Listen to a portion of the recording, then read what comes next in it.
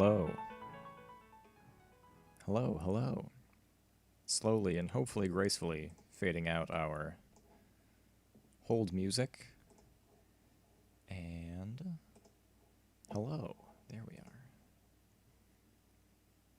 Hopefully everything should be working out here. I'm watching myself on the monitor to make sure that things are coming through okay. There's a little bit of a delay. I'm just waiting to see myself. In the corner, there I am. Excellent. Quite a bit of a delay, actually. Hello, everyone. Welcome to my farewell Patreon stream. Excellent. Cool. Looks like we have some folks here. It looks like the stream is fairly smooth. I didn't run any tests on any of this. I haven't streamed in a really long time. So if anything is wrong, if you can't hear me, if you can hear me a little bit too well, let me know any and all of that, and we'll get that sorted out. Truck Shepherd, wahoo yippee in the chat. Thank you, Truck. Thank you for joining us today. Cool. All right. I am assuming everything is looking good. It looks like everything's good on my end, apart from possibly the bitrate being a little bit too low. I think we can live with that for now.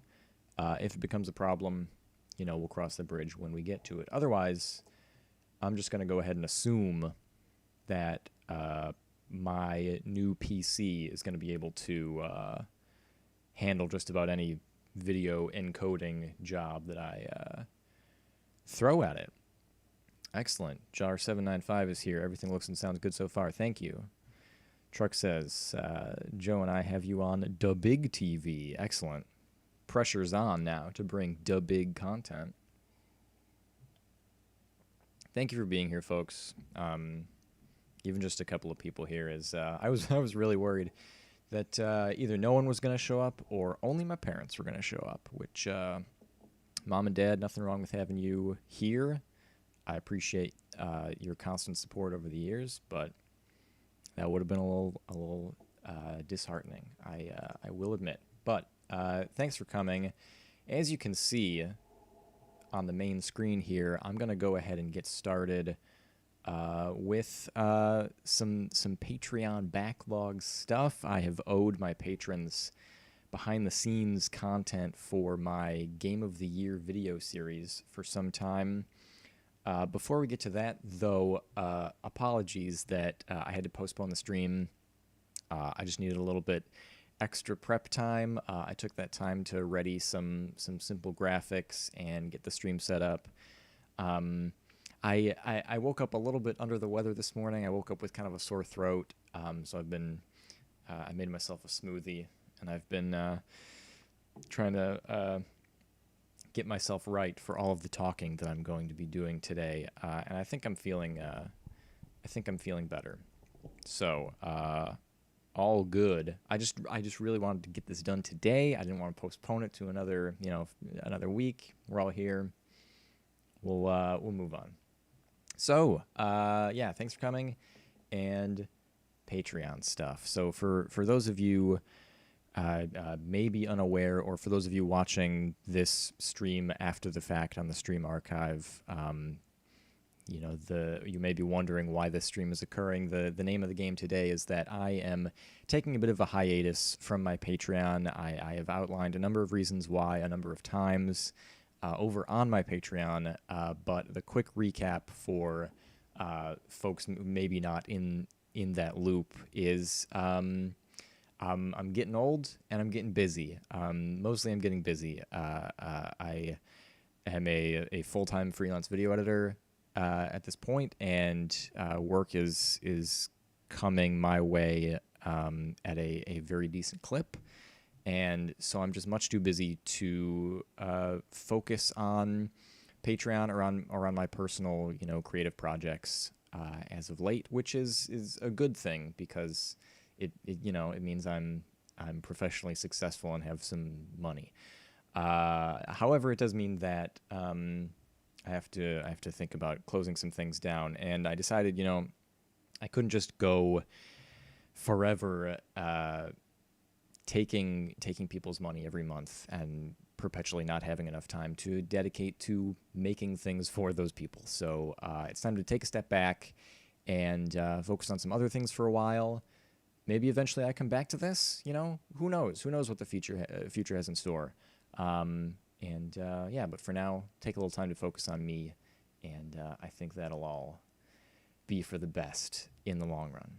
For now, though, let's get to the matter at hand, and that is my Game of the Year video series, which I put out at the end of 2021. Let's bring it up on the big board. So at the end of every year for the past 3 or 4 years, I have written up a end of year Game of the Year list on my personal blog, wherever that blog has been. And that was the case for last year as well. And so I already knew I was going to do this, and for some reason, I couldn't tell you why, and whether or not it was ill-advised is still up for review.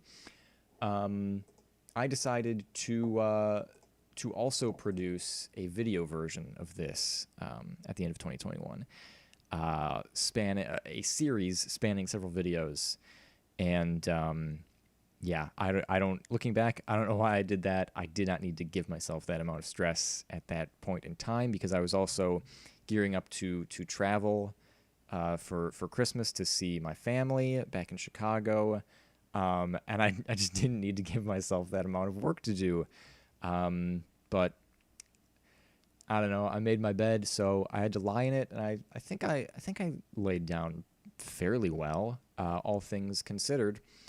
So that's the setup, and I thought I would break down my process of creating this series. So I made this, and then I also will bring it up here. I also put together, here's the series itself. I didn't realize YouTube started putting together this pretty little title card over on the left with the faded color. That's kind of nice.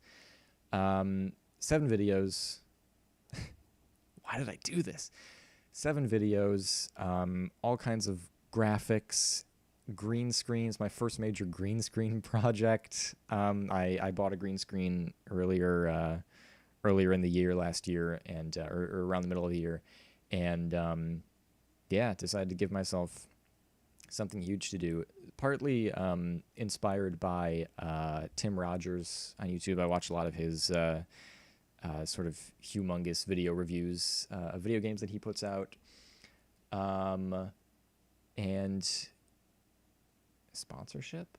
Truck Shepherd in the chat says sponsorship. I don't know what that's referring to. But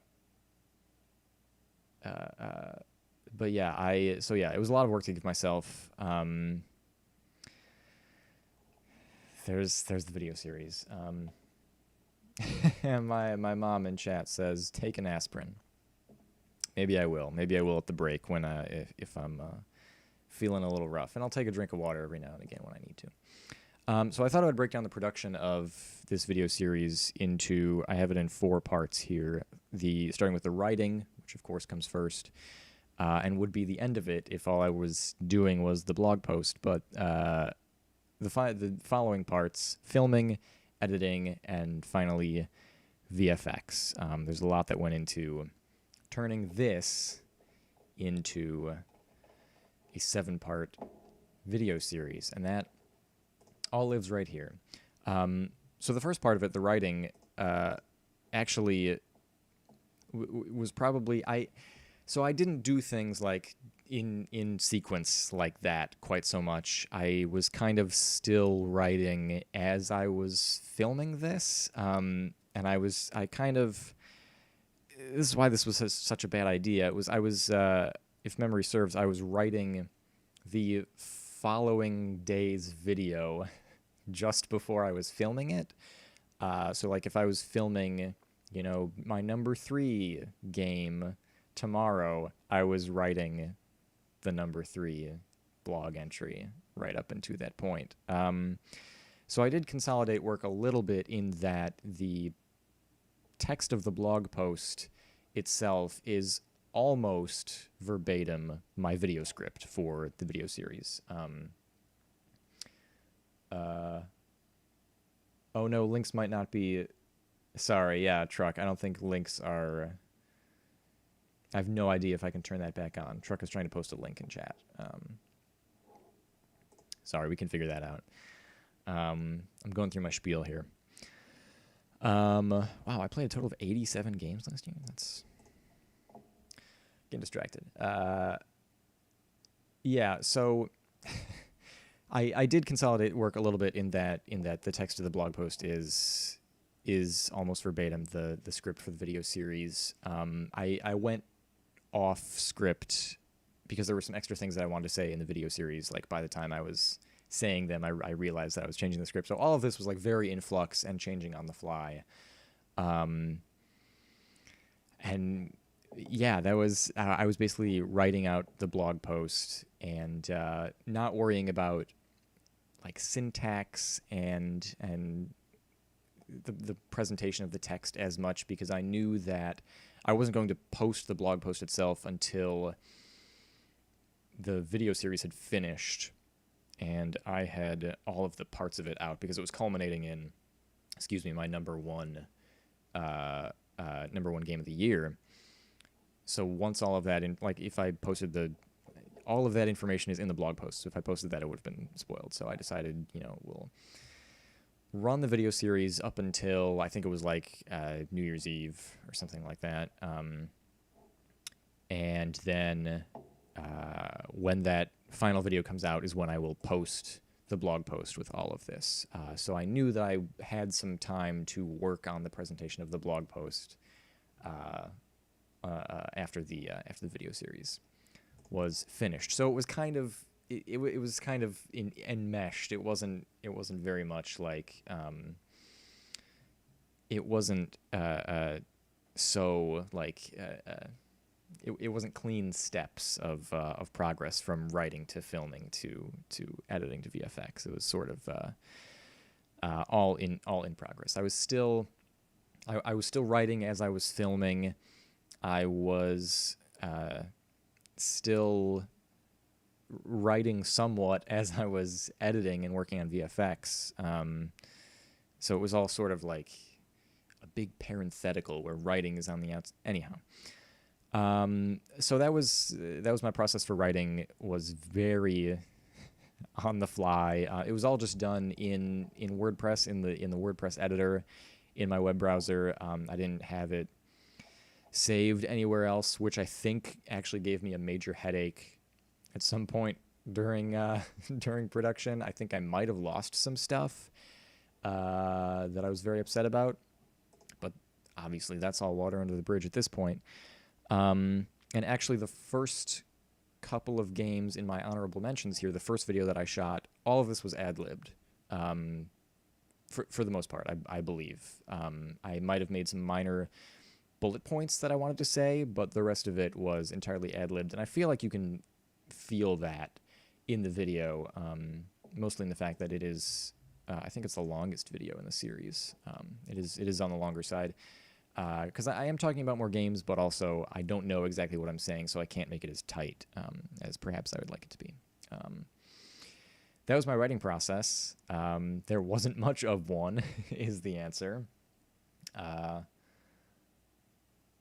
Truck Shepherd, I'm trying to make a joke about taquitos link in your sidebar. # sponsored. Was there a taquitos link? Oh, are you talking about taquitos.net over here? My good friends, taquitos.net, my favorite website on the internet. Check out taquitos.net, the serious snackers for all of your snack reviews. Over 10,000 different snacks reviewed. No joke, it's a great website. It's one of the great old websites of the internet. Check out taquitos.net. Love them. With that out of the way, though, with our sponsored portion out of the way, let's talk a little bit about filming, and I'll show off some raw footage here to talk about that. In my highly organized Premiere project here. It's important to be organized. So I have all of my footage organized into bins by video. let's see. I think it would be best. Honorable mentions copy 01. I don't know why. I haven't looked at this project in a really long time. However, interesting that I have. Okay, so here I am. I am. I'm just in my bedroom, in front of a green screen. Let's make this big. I'm in my bedroom, in front of a green screen. I live in Brooklyn. There's not a lot of space. So what I did was, I am in front. If you can imagine it, I don't think I have any. I didn't prepare this beforehand. I don't think I have any photos of my setup. I wish I did. I wish I had some photos ready to go. But if you can imagine it, I am in my bedroom. So there's the bedroom door, and then right next to it is my bookshelf. The green screen unfolds quite large, so the green screen is against the bedroom door, somewhat tucked between the bookshelf and the wall, just kind of grabbing whatever space, whatever real estate I can. You can even see the edge of the green screen right here, and then this little triangle of wall. Luckily, I'm shooting green screen, so that doesn't matter, which I'll explain a little bit later. But yeah, just kind of taking what space I can get, and studio lights blaring at me. Two big white soft boxes are pointed directly at me. I decided to wear a sweater for some reason. It got very hot in there, despite the fact that it was December, because the radiators were on, and so were the lights, and so it got quite warm in there. So you'll... I want to say you can see me get more and more disheveled over the course of these videos, because it would get quite warm in there. But that was it. Just me and the green screen, just trying to light it as best I could. I think I did a pretty decent job. For the most part, I was able to use just built-in keying out effects inside of Premiere. At certain times, though, I did need to move to After Effects and even use After Effects' Roto Brush, which I will explain in the VFX portion of this. Because it's really hard to light a green screen on your own if you're not familiar with its production. Like, this might look flat enough, but if you look really close, you're probably not gonna see it on stream. But if you look really close, you can identify little areas of shadow and noise that will later become issues. So yeah, that was my setup. And the way that I shot this was largely the way that I shoot everything that I shoot, which is just going line by line. Apart from this first video, which was mostly ad-libbed, in which case I just thought of the video game that I was talking about, collected my thoughts for a second, and then said the thing that I wanted to say, and then stop, start, stop, start. It's just roll camera, and then it's a series of takes. I memorize my next line.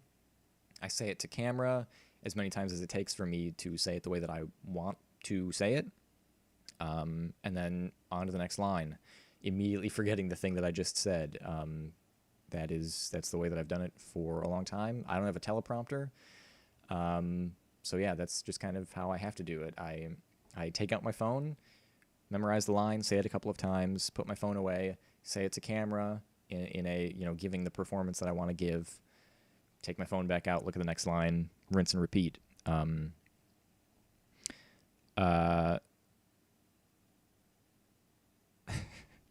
I've written in my notes here, I look like I'm flying for the first time in 2 years in a few days. I feel like I can see the fear in my eyes. I don't know if that comes across. Maybe I hit it well enough in my performance, but yeah, this was right before the first time I was going to travel since the beginning of the pandemic. So that was stressful. That was weighing on me. And then I gave myself all this work on top of it for some reason. So that was my filming process. I don't know if there's anything. It's a lot of me fixing my hair. Gotta fix that hair. Yeah, just delivering lines. Here's if I can. No, that's the entirety of it. Okay.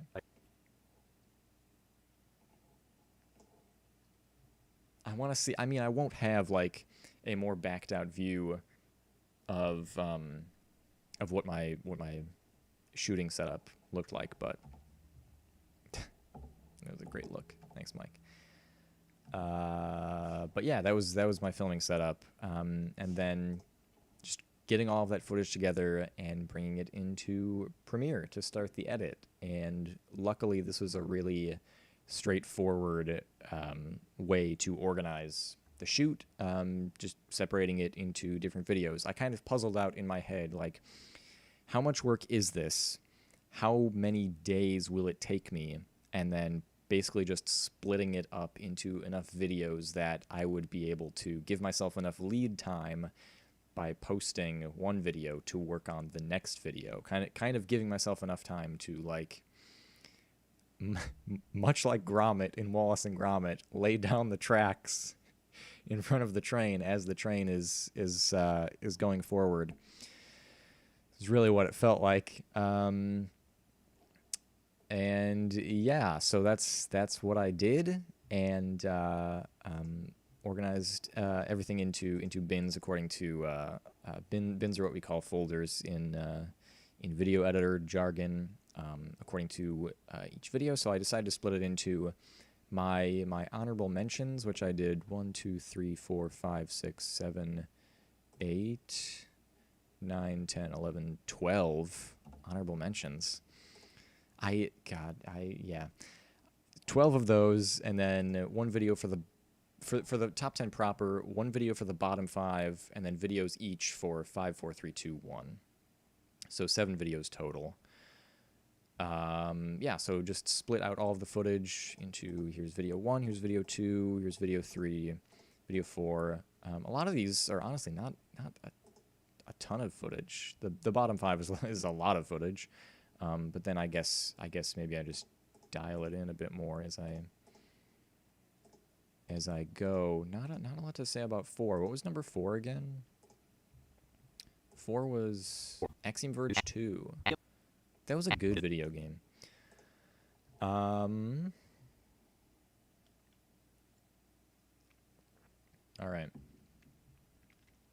Any questions so far? Feel free to throw questions in the chat, and we can like make this more casual than me just like giving a PowerPoint presentation.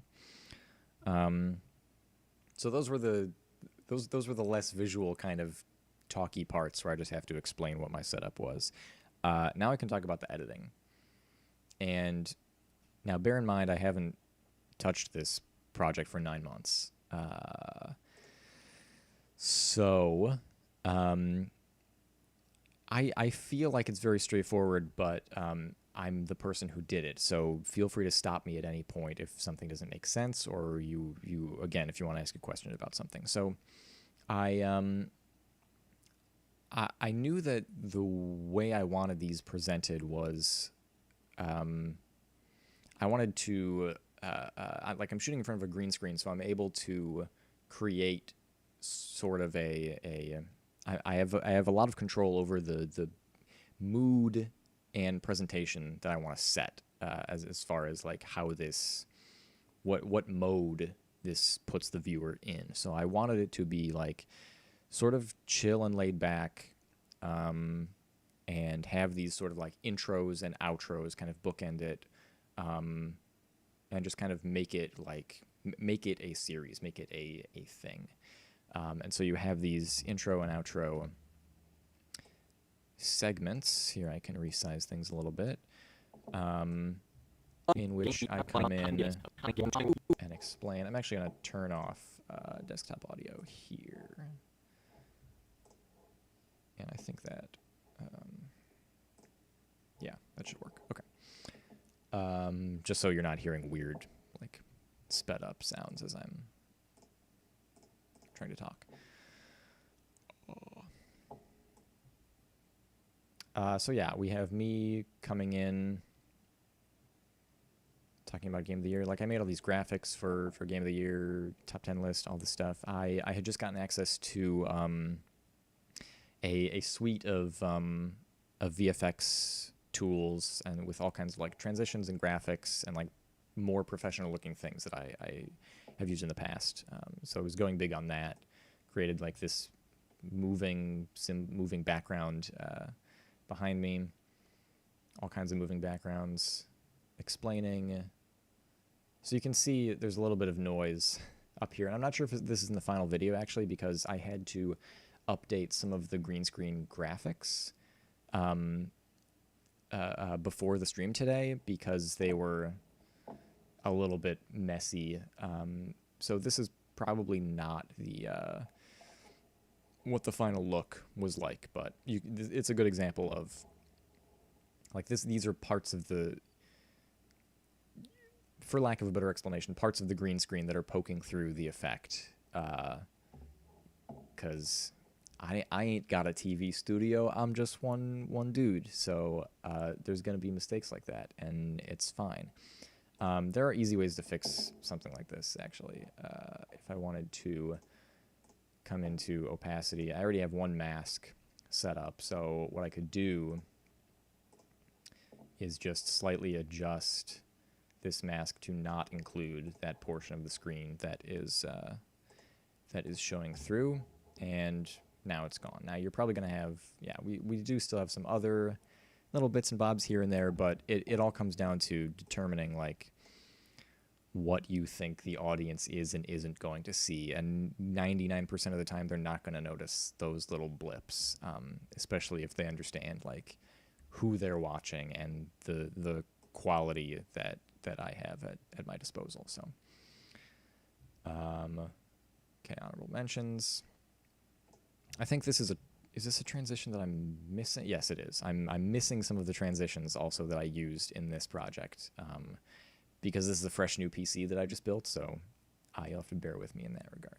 But here you can see like this is very messy over here, so yeah, it's tough. It's tough to get that comes down to a couple of things. It comes down to lighting, lighting the green screen, and it comes down to just applying the final effect and like how much fussing and finesse you want to put into it. When we get to the VFX portion of this behind the scenes look, we can like try doing one of these together so that you can see kind of how finicky it can be.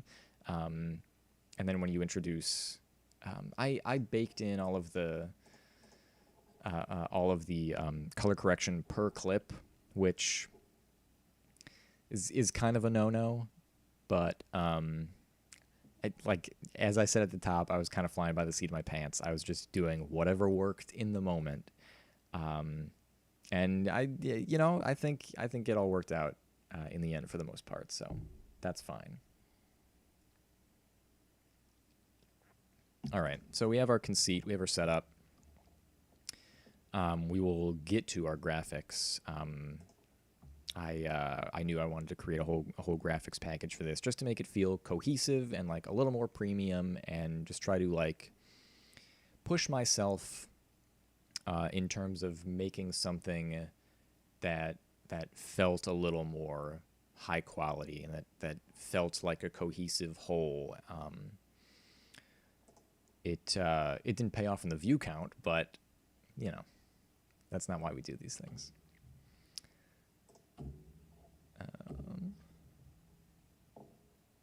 So from here we go right into, oh yeah, so I had, yeah, all of these transitions are missing. Well, that's a shame.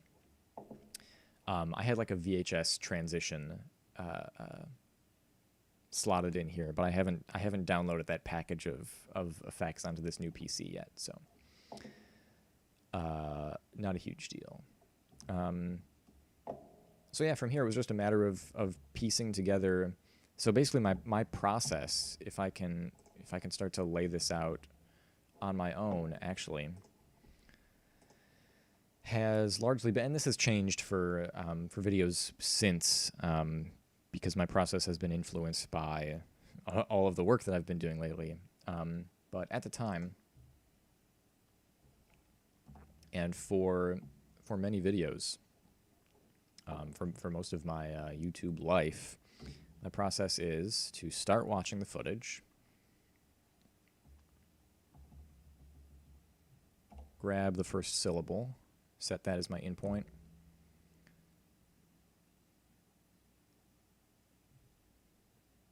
and then just listen through.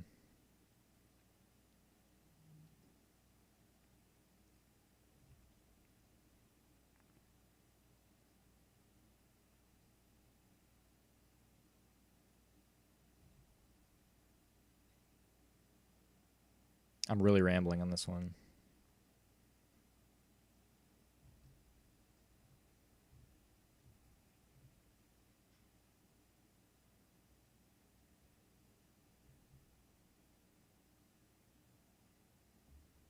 Okay, so I'm going to keep talking in this clip, but for our intents and purposes, I'll set my out point when I have finished delivering the line that I know I'm delivering. I'll hit V to insert that onto the timeline, and that is a take. And then I will, you know, usually there will be a silence. I will script. Maybe this isn't the best, you know, example because I keep talking and talking and talking because I'm ad-libbing in this video. But I grab a line, throw it in the timeline, back up to the source window, grab the next line, throw it in the timeline, and I just piece together like that going forward.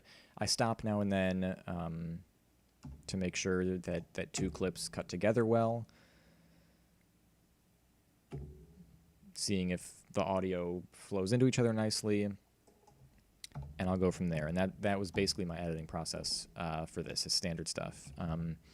The graphic buildup for this is we have here's my footage file, which is on chroma key. I'm using ultra key. Is that a Premiere effect? Ultra key? Yeah, they call it ultra key now. I guess it's ultra. Here's my footage layer. Can turn me off. In the background of that, we have a slightly blurred piece of art from the game. Just behind me, just kind of blurred out, and turn that off. And in the front, we have a hero image for the game that I'm talking about. And that was my graphic stack for the honorable mentions. And that was basically it. I talk about one video game. I talk about the next video game. You know, we're transitioning graphics from box art to box art and from background to background. We get to the end. I really wish I liked Control more. I think I don't think I played it wrong. I don't think I played it the way you're supposed to play it. Yeah, there's supposed to be more of a transition here. This is a hard cut, but again, the transitions are missing. So,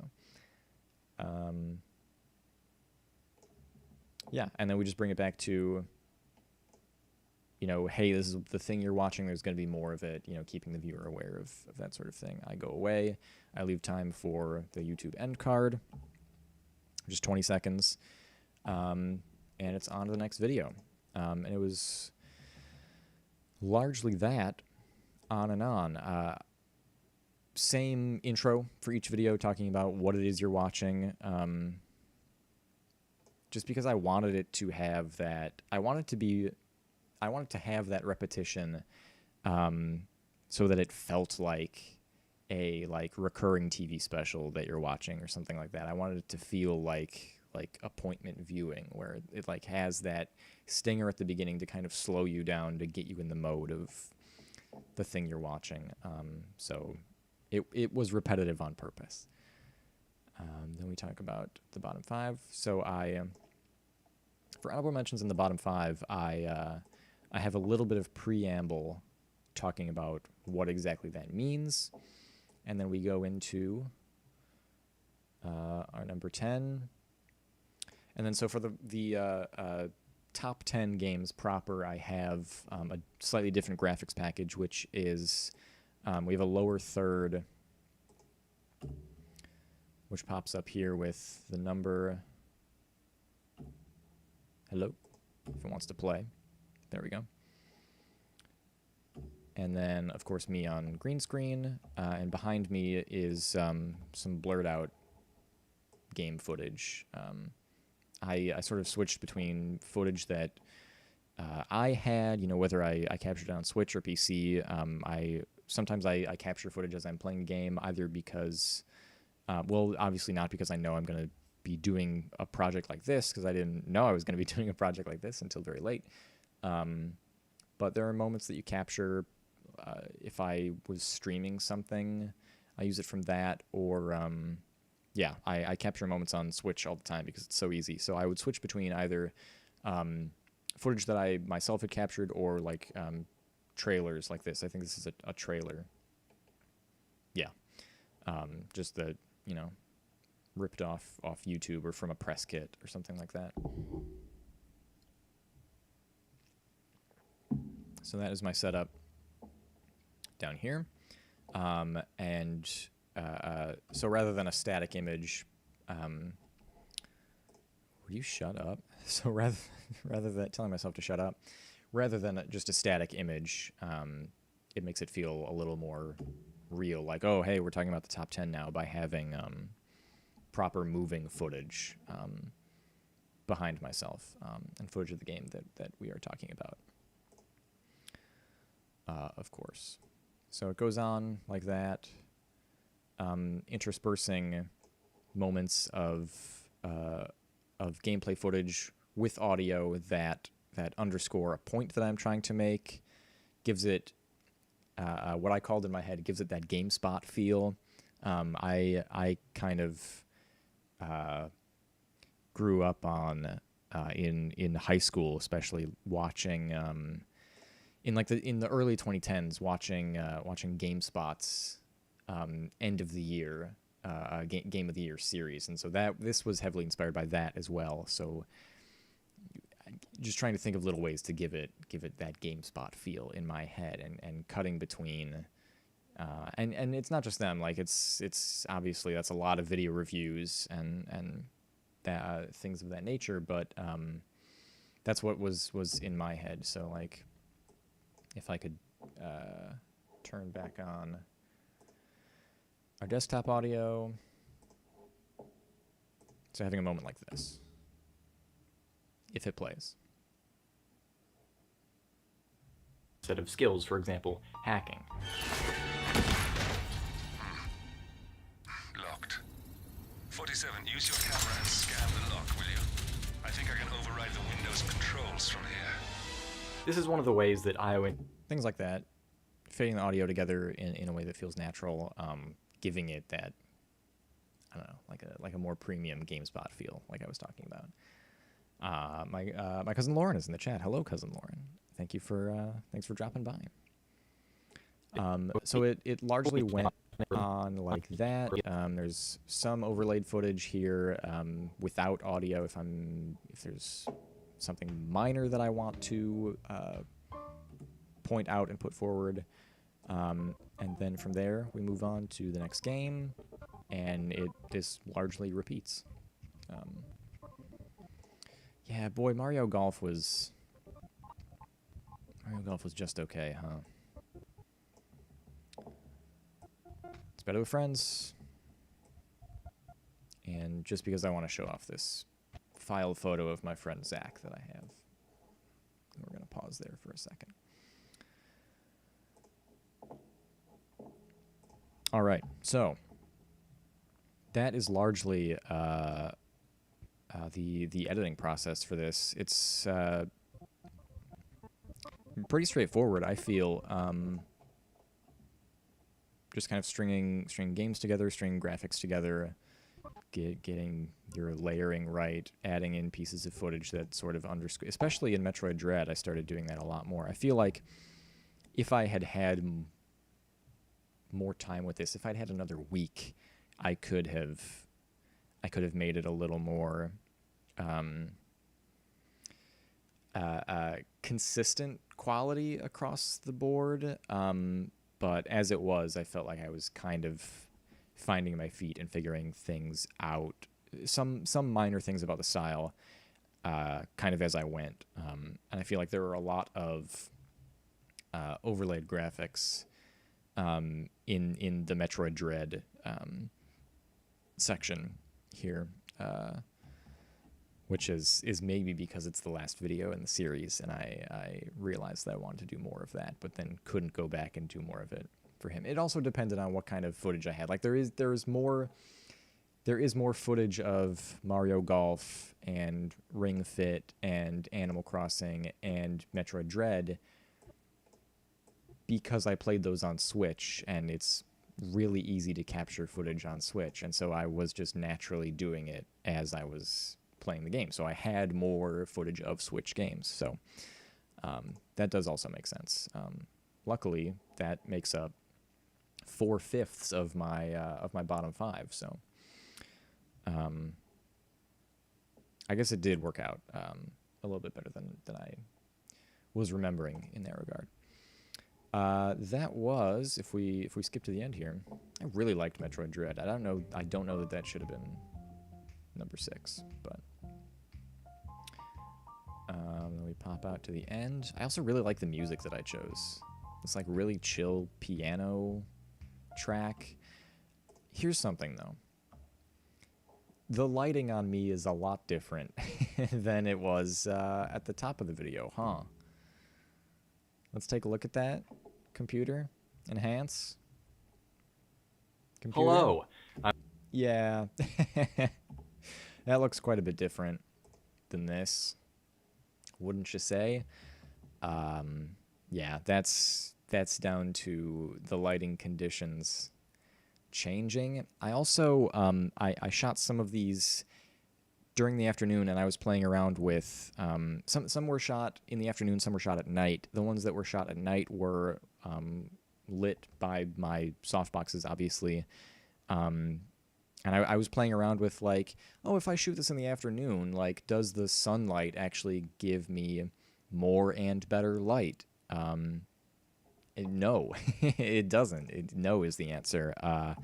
And so in some of the videos, the light changes wildly, which ends up really affecting how well the green screen works. And so I do wish I had, if I could change anything, I wish I'd been a little bit more consistent in my lighting setup, and that I'd chosen to light manually light all of the videos rather than leave some of that to chance.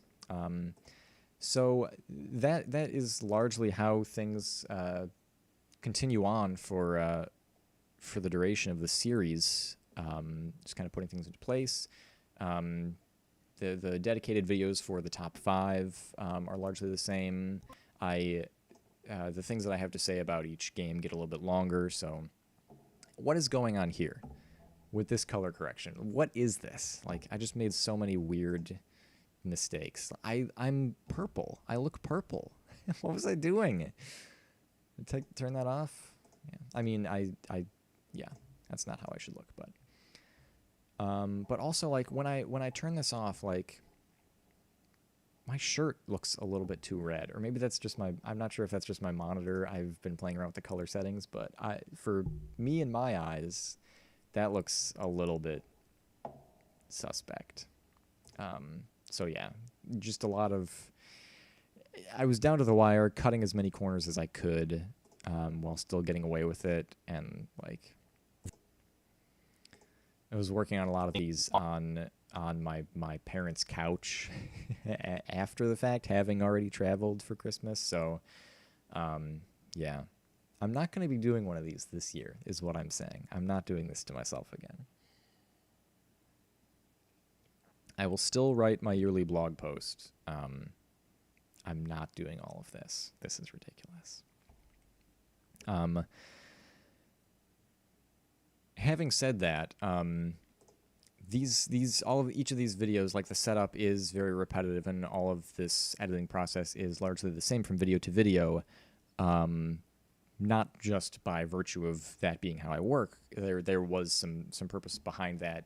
That being that, like, I knew I didn't have the time to work on this entire video before I traveled, so I decided to make it something that I could easily work on from the road, basically. From the file structure to the way it's written to especially the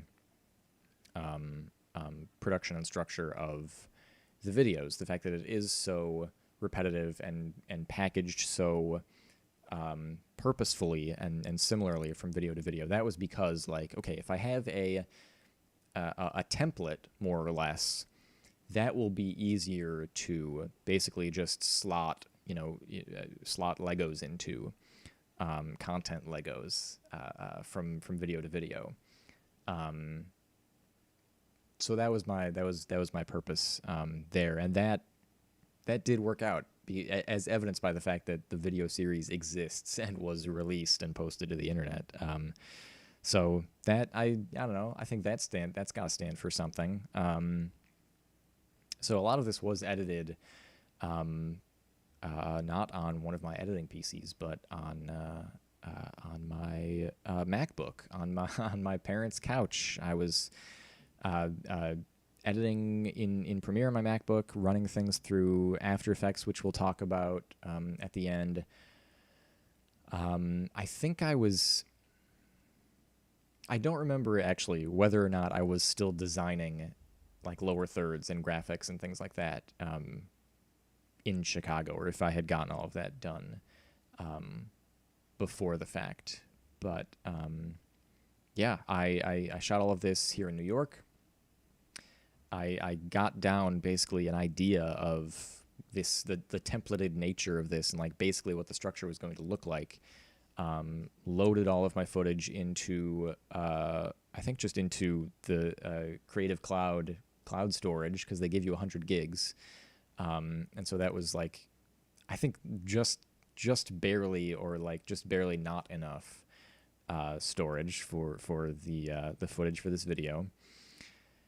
And went from there. Yeah, and it all worked out. I had all the footage that I needed. I was able to get all of the footage and graphics that maybe I didn't have.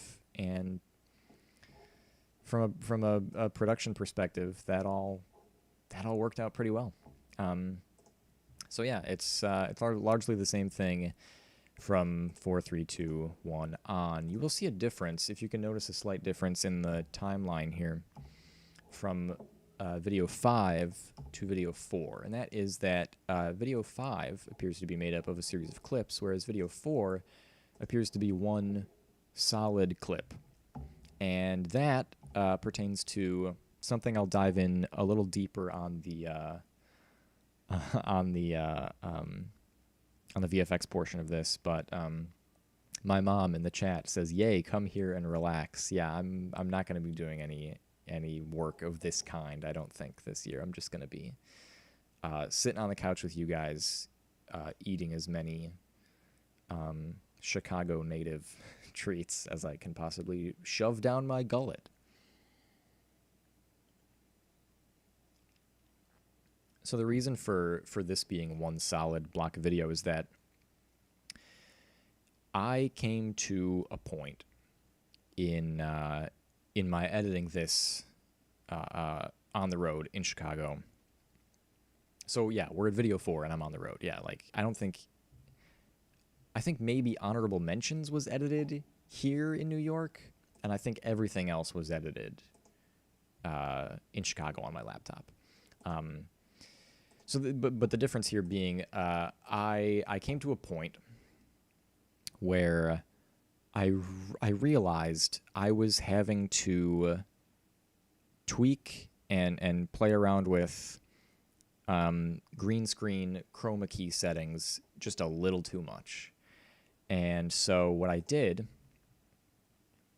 was I took my footage out of Premiere and into After Effects, and I thought to myself, okay, is After Effects just going to be, and I already knew the answer was yes, After Effects is just going to be better at keying footage. It's going to be better at everything on the effects side of production than Premiere is ever going to be. All of the the effects and things like chroma keying in Premiere are going to get you there if things are like, especially if things are set up really well, and also just like if this is what you need, it's there for you to use. But if you really want things, if you really want to dial in and customize and want things to just work really well on the effects side of things, you're gonna pull it into After Effects. And so that's what I did.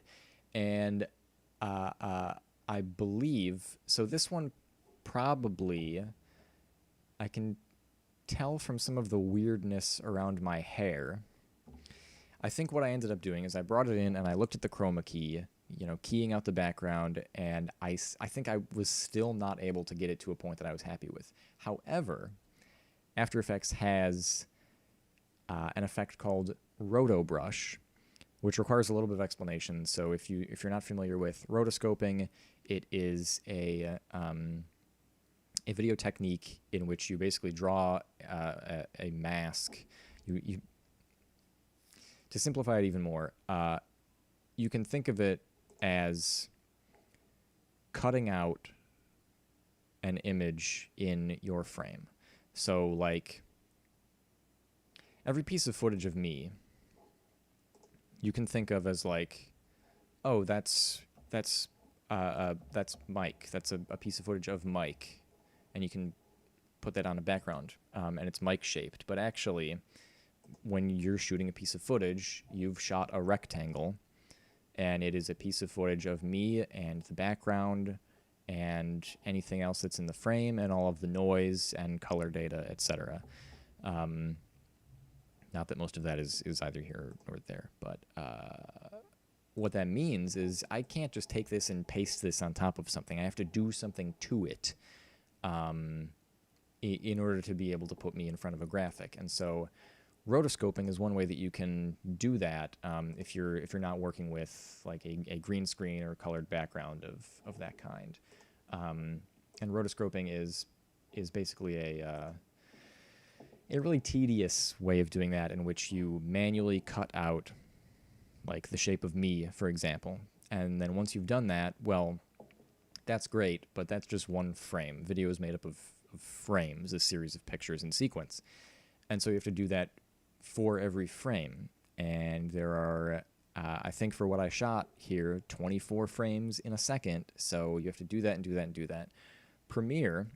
After Effects has a tool called Roto Brush, which aims to simplify that, in that it has you paint over the shape of the thing that you want cut out of your frame, and it will use its computer brain to say, okay, let's try and find that shape in the next frame and the next frame and the next frame. And you basically play forward and it cuts out that shape for you. And I figured, since I was in front of a completely solid color background, that would be really easy for After Effects to figure out.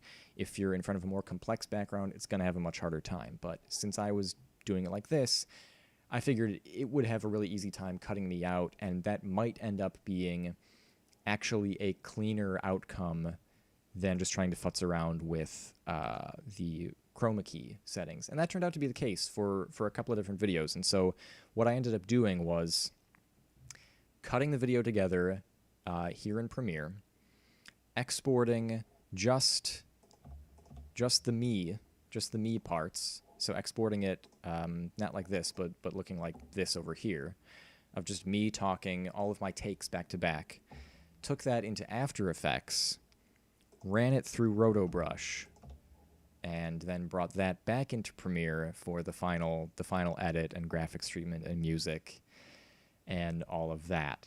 And that was a lot of faff, yes, but ultimately I think it saved my brain a little bit, because it allowed me to take some more breaks, because, oh, well, things are rendering in the background, I can't work on it right now, or to offload some piece of work to the computer while I had to do something else. And it actually helped me get ahead a little bit on the amount of work that I had, which ultimately, yeah, that helped out a lot. So that ended up being my process for a couple of videos. It looks like I I did it for 3. I did it for 2. And I don't think I did it for 1. No, for 1 I went back to... And you can see... I think the results speak for themselves. I think I look terrible here. I look jaundiced in this video. Whereas in the others, I look like a normal person, more or less.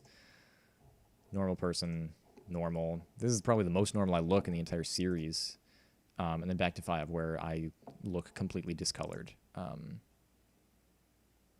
So yeah, I probably should have just done that for 1, but I think if there's any reason that I didn't do it, it's probably that I was running out of time, and just wanted to cut the video and get it done well enough. But yeah, my coloring is totally off in this video. I don't really know what I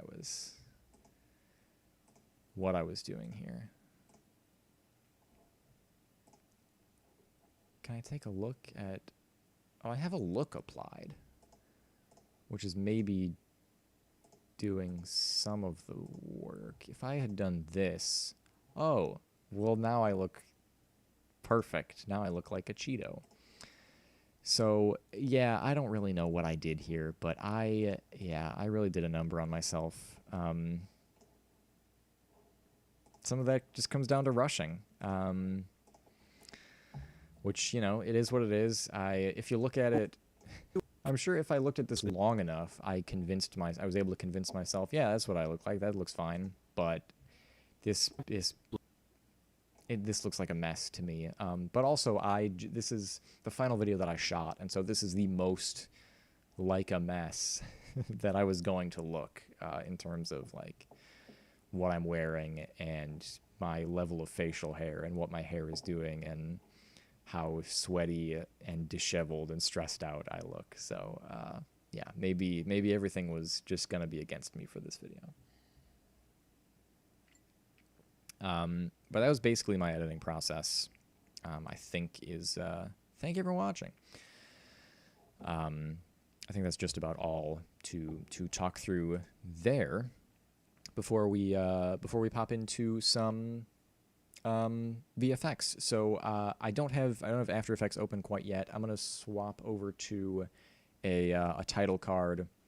I'll stay on mic, just to make sure that I can get After Effects open with the project open in After Effects and not have to relink anything or any other visual hiccups I may have. So, in the meantime, while we're at title card, feel free to let me know any thoughts or questions or other feelings of that nature, and we'll breeze on through to the VFX portion of the video. Stay tuned.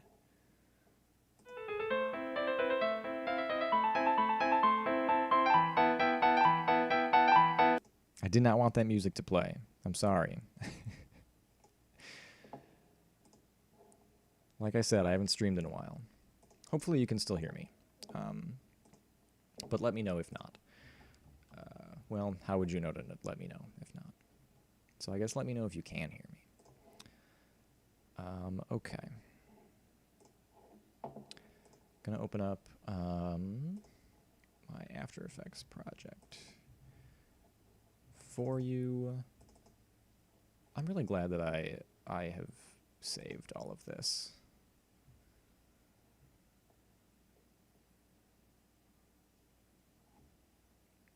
I don't know if I'll ever look back on it, but I feel like it's good to have, and I feel like it's good to go through your personal process every once in a while for things like this.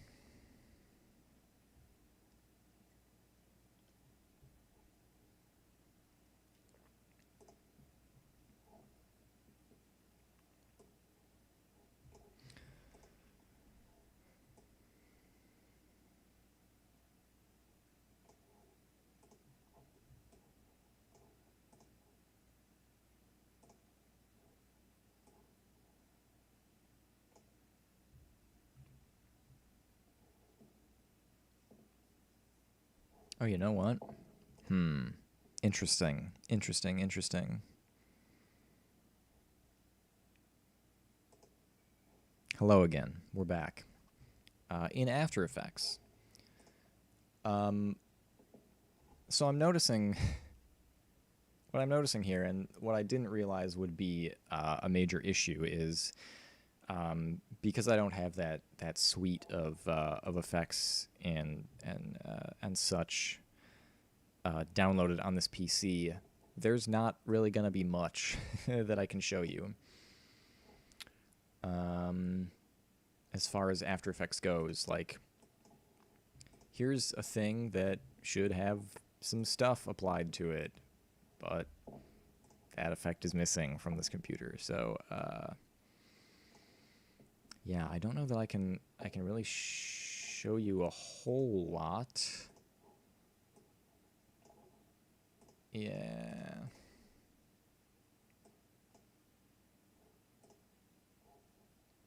No, it kind of doesn't seem like it. Yeah, all of these are missing. So what I can do instead, unfortunately, sorry about that. What I can do instead, though, is go here and go here. And we can bring this up, and I can just talk through them one by one because I have them all exported. So this is my graphics folder. Here I can show you the layout of my project folder. It's very organized. As you'll see, I have projects, assets, and output.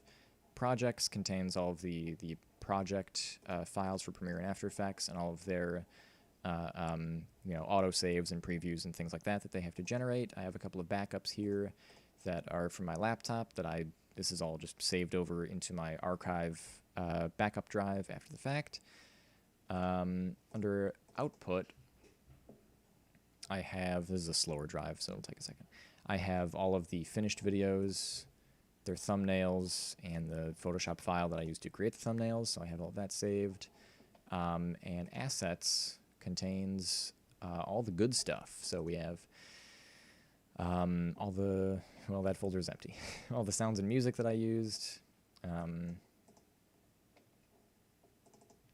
all of the footage. This is going to be huge in one place. So that includes all of the stand-ups that I shot in front of green screen, and then video footage from each game that I'm talking about. And then graphics contains what we're here to talk about currently. So, like, I have a folder of games. This is all thumbnails of the games that I'm talking about. So, Book of Travels, Bowser, Control. This is my still to play list. Have I played any of these yet? Still haven't played it. Played it, not good. Played it, didn't really get into it. Haven't played it yet. I know, Ollie. I know. I will play it. Still haven't played the Outer Wilds expansion. Haven't played it. Haven't played it. Haven't played it. No. Watched Lauren play it to 100%. Good game. I'm not going to play it now, but I really loved watching her play it. Not yet. No. And played it, and is fine. I didn't really get into it. Didn't love it. All right, that was a fun little side. All of my Switch screenshots for my 100% completion rate for Axiom Verge 2. But then what we're actually here to talk about, Mike, don't forget, is graphics. So, like, I have all of the numbers. So we have what do you call it?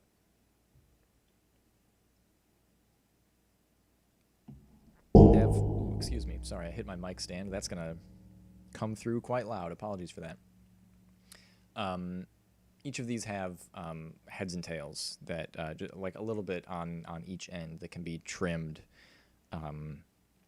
once I have them in my project. So, like, what you want to do in making graphics a lot of the time is make them a little bit longer than you need, or give them a little bit longer lead and end heads and tails. than you need, so that you can trim down rather than bring it into your project and find like, ooh, I actually just need a little bit more, and then you have to render it out again. So you make it a little bit longer. That's why there's a longer lead time into this than you might think needs to be. So this was basically just a preset that I tweaked from a graphics pack called Red Giant Universe. Don't give me your cookies. Which is just a suite of effects and graphics that you can use for titles and transitions. Yeah, this is something that I had been looking at grabbing for a while, just to make a lot of graphic work in my videos a little bit easier. And then I finally grabbed it. I used it in this one video series and then never made anything on Patreon again. But so this is just basically a title preset. I just wanted something that was, I used the blue because that's my color, the blue and the white, and then this sort of like yellow, orangey, goldish on the outside because it's like you're giving an award. That was my color scheme thought. And then just transitions in this way that I liked. So transitions 1, out. Same for all the numbers. Here's number 10. Here is one of the many backgrounds that I rendered out. Just a series of moving shapes in primary or otherwise bright colors against a sort of dark navy background, which maybe wasn't the best choice because in most of these videos I am also wearing dark navy. So, I don't know, maybe I could have thought a little bit more about that. A couple of different kinds. These are some ones that I didn't end up using. So this guy, that's the background of the titles. Okay, so I guess I did the blur after the fact. I ended up blurring the background a tiny bit, as you can see, and that is, yeah, that is actually a blur effect inside of Premiere. I couldn't remember if I had actually rendered any of these out with a blur, so that, I don't know, just to give Premiere a little bit less to do, but I guess I did not do that. And then, yeah, this was just, like, too weird and busy, and, like, the color scheme is too dissonant from everything else. And we have the title. Yeah, so just a lot of basically tweaked presets from a graphics package that I downloaded off the internet, that I was able to buy because of your generous contributions to my Patreon. So thank you for that.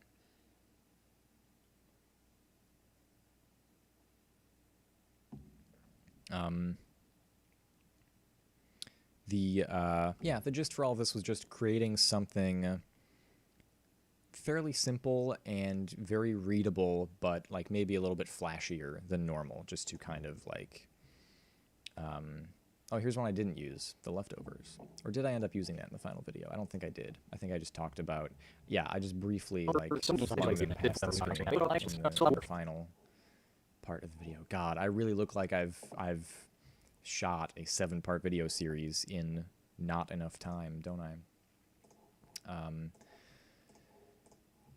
Yeah. So yeah, just making things like big and bright and kind of flashy and readable, as I said. And yeah, I just kind of settled on some things that I liked fairly quickly. Just a slightly moving background. I wanted to introduce a lot of motion because I'm shooting a green screen, so I didn't just want to throw up a picture behind myself. I wanted the motion of the footage of each game that I'm talking about, or in another case, the motion of a moving background behind me. So, yeah, those things were all cool to be able to implement, and I liked, even like as quick as they were. Oh, here's one where I put GOTY instead of 1, GOTY being Game of the Year. Yeah, all the lower thirds. So these basically break down into titles. intros, lower thirds, and backgrounds. So here's a little lower third one, and then the name would pop out. So that's a very short graphic. So like, it comes out, the name comes out, name goes back in, it goes away. And the reason for that, the reason that I made them so short like that, even though I just talked about you want to make a graphic longer than you need it to be, is because in this instance for this lower third, like, I didn't really know how long the video was going to be, and or it was going to be like 10 minutes long. So I didn't want to have to render out a 10-minute long lower third. That's silly. So what you can do is, with a piece of footage in Premiere,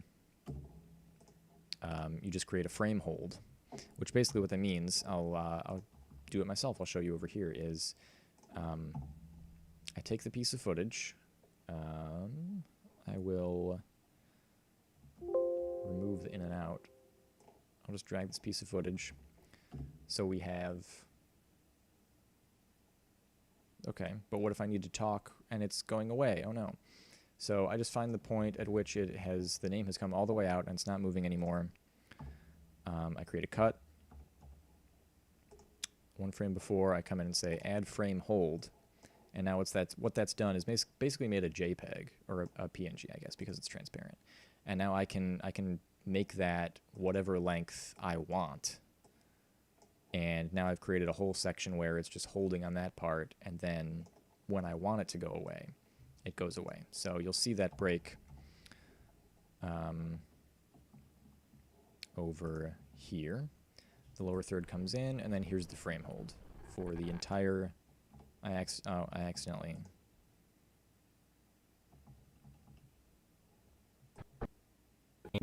Oh no, that's just how the video starts. I thought I accidentally deleted myself. Yeah, so it comes in, and then yeah, we're just on the frame hold for the duration of the video. Here's that graphic, the lower third. The frame hold ends here, and it goes away. There we are. That's how you do that.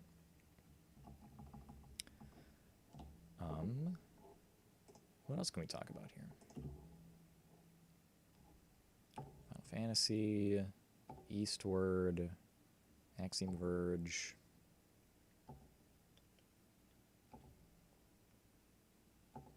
So yeah, it's just a matter of designing these in After Effects and then rendering them out transparent, and then they sit on top of your footage there. Very simple stuff. So there's lower thirds, there's the backgrounds, there's all of these numbers, and the intro's very simple. It's just text transitioning onto the screen, and I created those as title cards that drop down just because I like that sort of thing. My 2021 Game of the Year.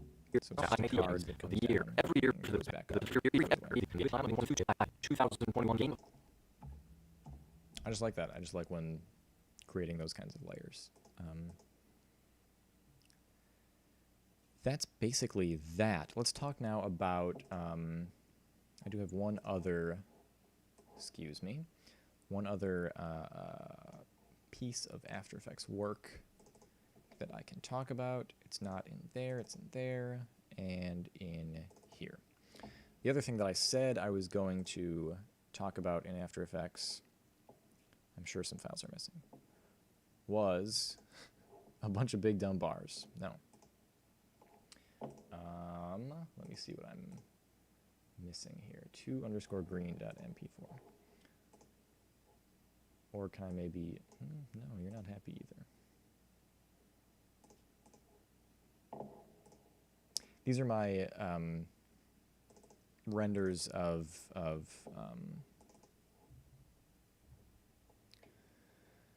me talking, and found it. Okay, excellent.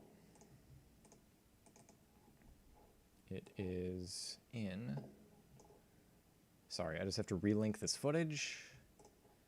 It's in here, here, assets, footage, keys. I'm looking for 3 green. Import, and it should find that as well. There I am. Okay. I'm going to switch this to this so we can see a little bit more information on the screen. Okay. Hello. So here we are. This is what I was talking about with the those couple of videos where I decided that actually it would be easier if I just brought myself into After Effects. So what I did is 2 Metroidvanias enter, only one can win. I just exported the entire video cut together Metroid game. in front of the green screen, no effects added. Following up on 2015's Axiom Verge with as you can see, so it's all just cut together. I brought that into After Effects, threw on a key, and let After Effects deal with the key, because that was just such a pain to do in Premiere. So it was much easier to do in After Effects. That's why I did it here. A little bit of a cut-off mask, it looks like, in the corner, because... no, perhaps not. Maybe I did that in... oh, or is that literally just the screen? Yeah, that's just the screen. Okay, that's funny. Yeah, because of the edge of the green screen would be in frame sometimes. Yeah, just brought the whole thing in, cut together, keyed it out in After Effects, rendered that out from After Effects until I got... So this is 3, I have them 3 green. This is what I imported. I remember seeing screenshots of Eastward on Tumblr. And what I exported. I remember seeing screenshots of just Eastward me in front on of it looks black, but it's actually a transparent background. When you export something with alpha, that means the background is transparent, as you're seeing here. So black, transparent, they're the same thing. Usually, dependent on the situation that you're in. So it looks like I also just used Keylight, the built-in keying effect for number 2. God, I look I look rough here. That's really funny. I could have swore that I used 2 Metroidvanias enter. I could have swore I used Roto Brush for one of these, but I guess not. But so while we're here, I can show off kind of how I did this. So let's grab 2. So we will create a new... Oh, no, I'm sorry, I did that wrong. Yep. We'll bring this footage into a new composition. So here we have our footage. It's just me on a green screen. And if I wanted to... Let's show you the Roto Brush way first, I think, because there will be more futzing. So for Roto Brush, you have to double-click on your piece of footage to enter its layer. You select Roto Brush up here, and it gives you this little tool to... Can I make this any bigger at all? Maybe not. To standard. It gives you this little brush with which to... This little circle. I don't know if you can see that on your screen. With which to paint around. So I'm going to paint a green line just sort of generally around the shape that I want it to cut out. So I want to get all of me, and I'm kind of keeping inside the lines. There we go. It wants me to view this at full resolution, and it is correct to do so. So now you see this purple outline, and it has like pretty perfectly outlined my form. And so what it's going to try to do now is when I click play, it's going to play forward and with it using its best guess, try to cut me out of all of the frames going forward. So we'll play forward. I have a confession to make. Prior to the This goes very slowly, and makes you sound like a demon for a second.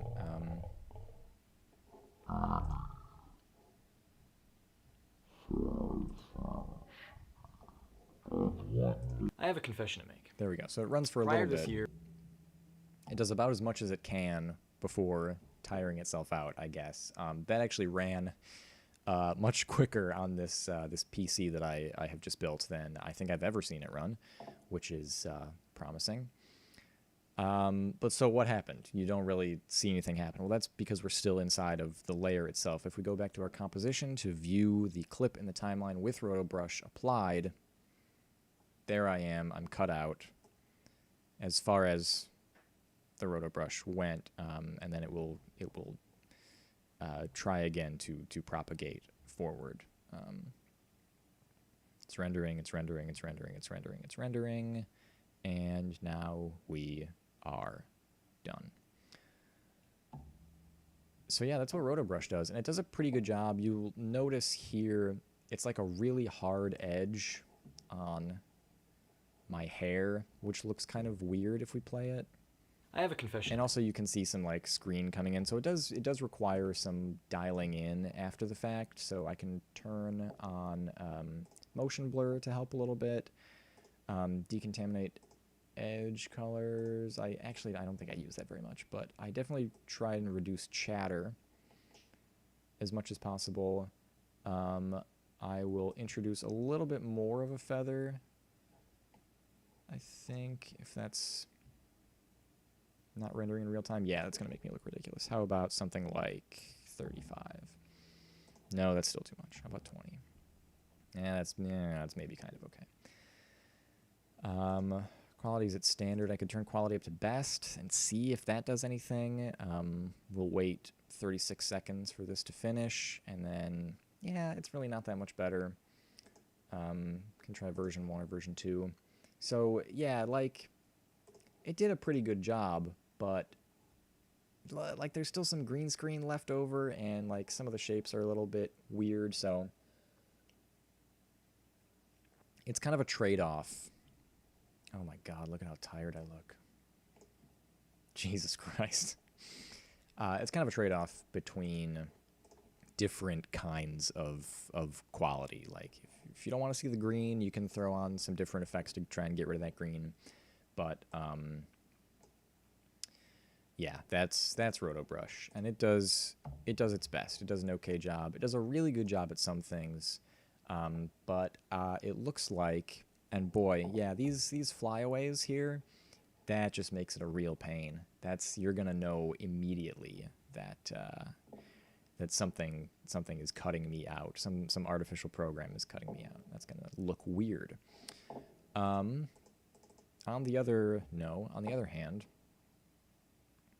if we were to try something like, if we were to try to key this out ourselves, I would type in key light over here in the effects panel.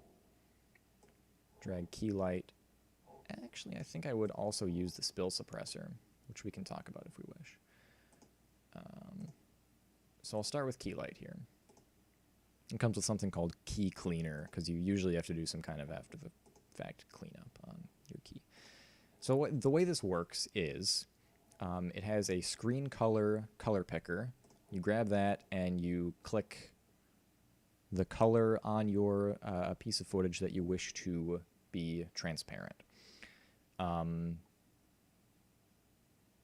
what I've found you want to do is kind of pick a color that's more in the shadows. So it biases it a little bit more towards those shadows, because I'll show you if I pick something that's very, very much in the light, those shadows get, I'm not sure how well you can see this, but those shadows get really messy. I kind of look like I'm a Force ghost in Return of the Jedi. I look like Alec Guinness in Return of the Jedi, which that's very cool, but it's not what I'm going for here. God, that's a bad image of Michael Egan. Let's find something a little bit better. Okay. Sorry, that was rough to look at. Okay, if we turn this off, stop doing that with your face. Oh my god. Okay, I can be done with that now.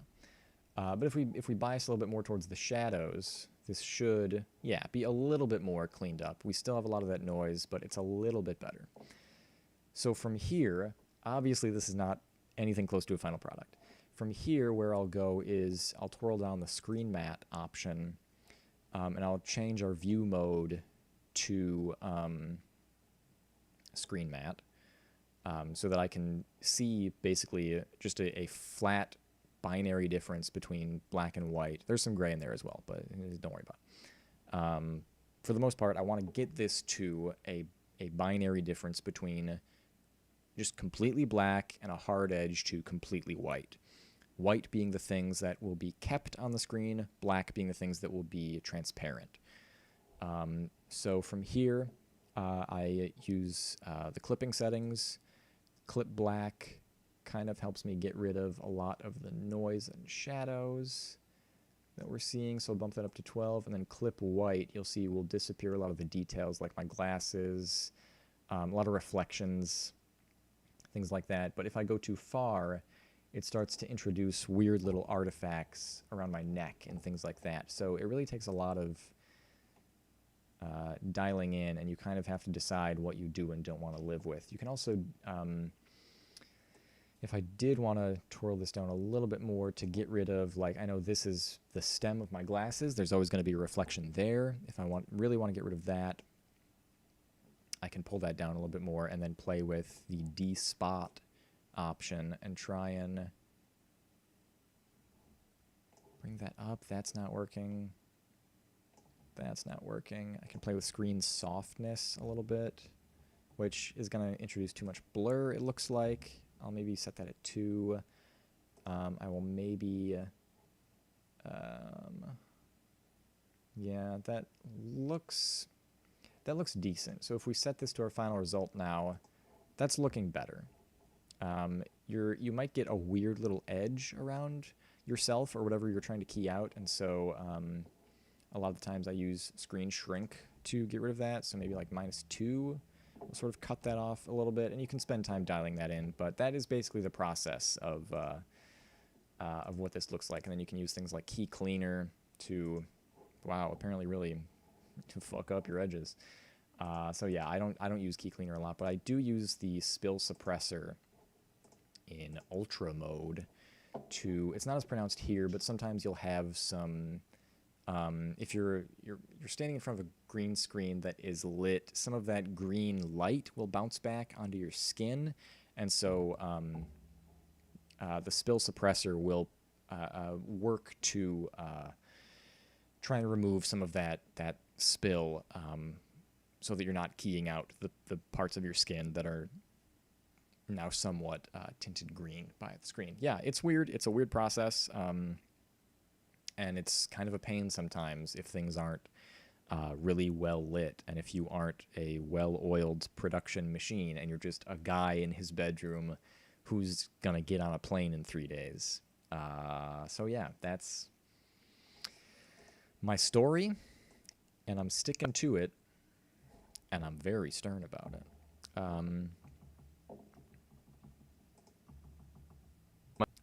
Was there anything else you wanted to talk about?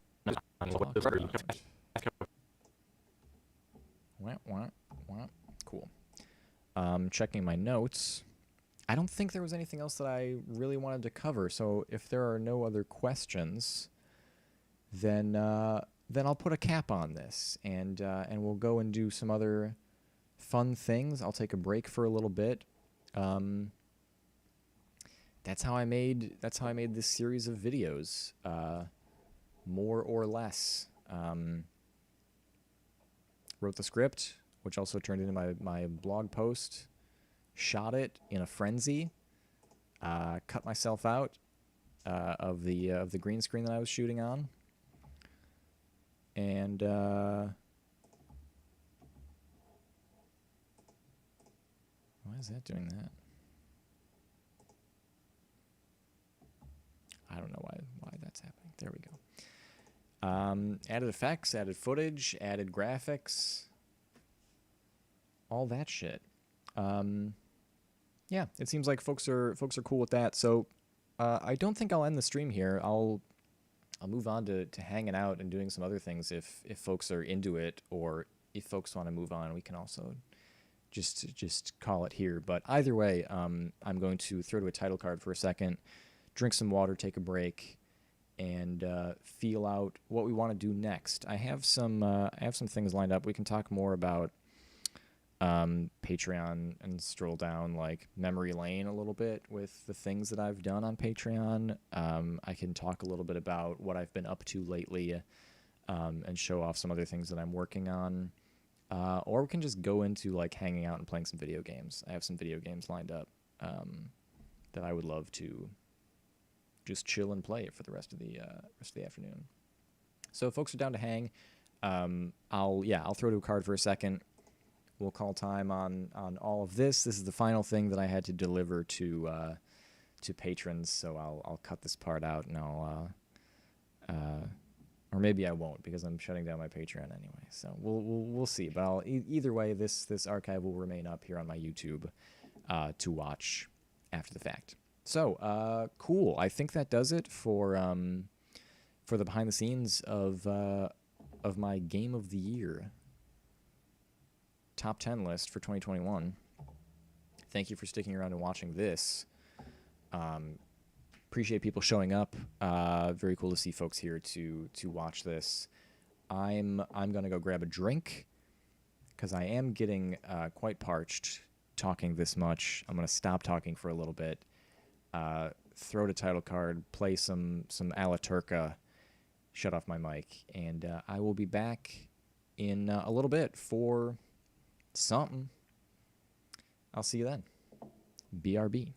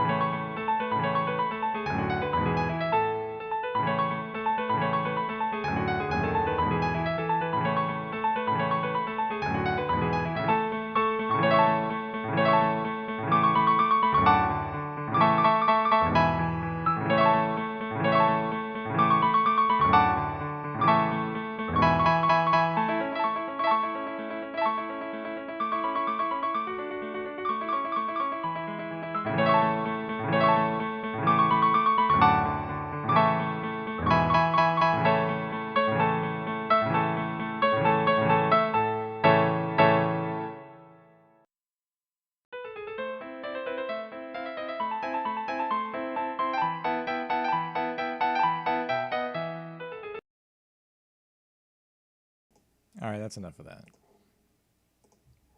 I'm back. Hello. Let us... One moment.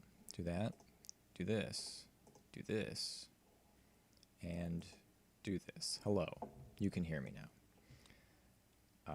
I was I was listening to the stream audio and watching the timeline playback of that piece of music that you were listening to, and I did the thing where I expected the two to be connected, and so I didn't end that as gracefully as I thought I was going to when I saw, oh, it's coming to the end of the song, I'll stop it before it loops. But no, then I was listening to the stream and I got confused by it not quite looping yet.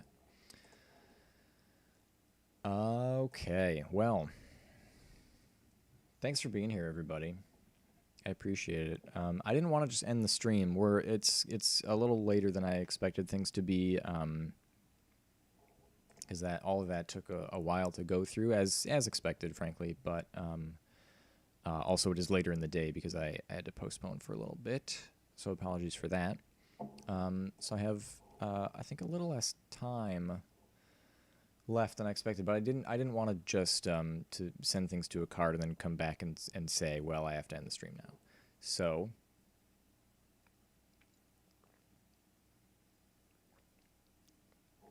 it looks like a couple of folks dropped off while the stream was in limbo. So I'm just going to pop over to Twitter and tell people I'm back.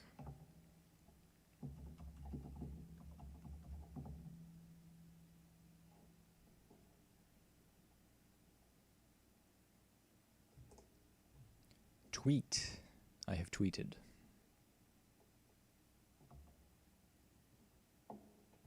How's everybody doing? How's everybody's Sunday going? My Sunday is going pretty well. Except that it appears that After Effects has crashed.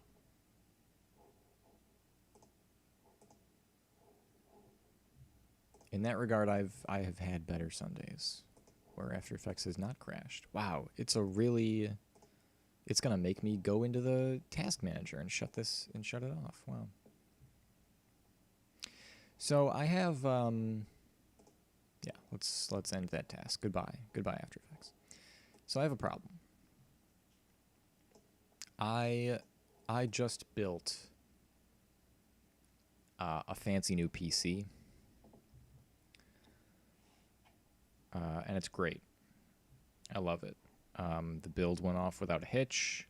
I put a bunch of the money that I've earned from all the work that I'm getting into it and built, a really great editing PC that's going to be great for work. The build went off without a hitch. It's got a whole bunch of things that were on like my dream PC list, and it's great. However, this now means that I have an old PC, and I don't know what to do with it. So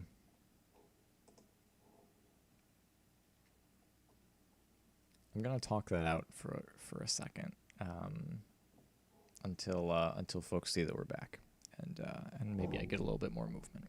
So I have a couple of options. Some of them are a little more obvious, but I maybe don't want to do them. I'm going to say in the Discord that I'm back from break.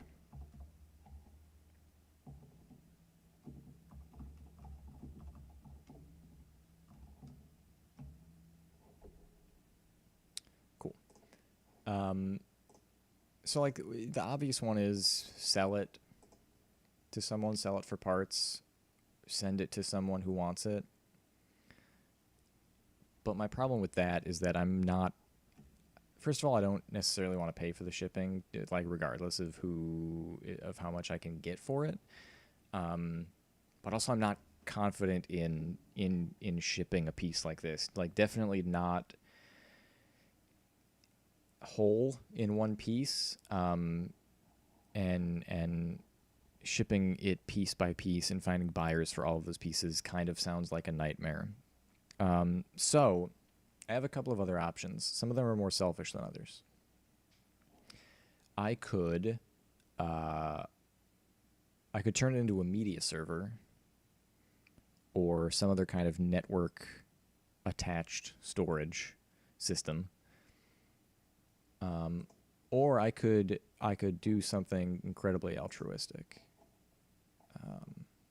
Except it's not, because it's also helping me out. And I could donate it to like a nearby school. My only problem with that, that solution in itself, total weight off my shoulders. Like, I know it's going to a good cause. They'll take the whole thing, you know, regardless of what parts it has. It'll be out of my hair, and I'll feel great about that. My only issue with that is, how do I get it to them? Because I don't have a car, and it's... Yeah, like, I guess I could just shove it in the back of an Uber or something. I don't know. It depends on who in the city would take it, but yeah, it's hard to it's hard to lug around. So that's an issue.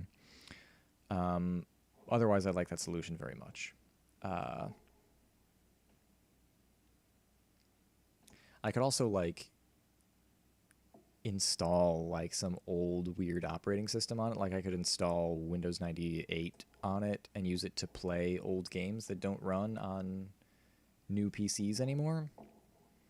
I could like set it up as... Okay, so the issue with some of these other things, like setting it up as a web server or setting it up as a media server or storage or like a security camera somewhere in my home, are that for most of those things, I would want to convert it, the PC that I currently have, I would want to convert it into like a smaller form factor so that I could put it somewhere in my home that wouldn't take up as much space as it currently does.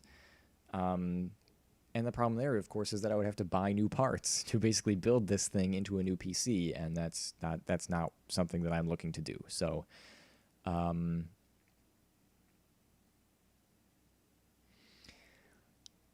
I thought I would put it to the crowd. This is seeming like a bad idea, because what do you care? But I thought I would put it to the crowd and kind of ask, like, what do y'all think I should do with this thing? I could give it away to a friend, like, if somebody wants a gaming PC. But then, like, I don't like live close to anybody, so there's that issue. Yeah, selling it for parts sounds like a pain. I could try to recycle it, which sounds like an even bigger pain, considering like our only recycling program is very far away from me, and I would have to get it there somehow. And I don't really want to do that in the summer. So a lot of issues. I think probably my easiest courses of action are turning it into a media server or some network storage and just like leaving it in the form factor that it's in, and that's fine. Or donating it to a school. I don't really want to, like, it's an attractive idea to like install an old version of Windows on it and use it to play old school games, but then I have to do all kinds of, like, I have to keep it here in my office space and do all kinds of faffery, like, oh, now I have to connect to this. I would have to disconnect and reconnect a bunch of stuff whenever I wanted to use it to play things, and like that kind of sounds like a pain. So yeah, I don't know. Here's what I'm gonna do.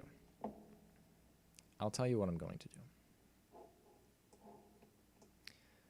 I'm gonna set up a poll, and you don't have to take part in this poll if you don't care. But I'm gonna set up a poll. Is straw poll still a thing? I think so. Create your own poll in seconds. Create a poll. Type your question here. What should I do? Let's put this on stream.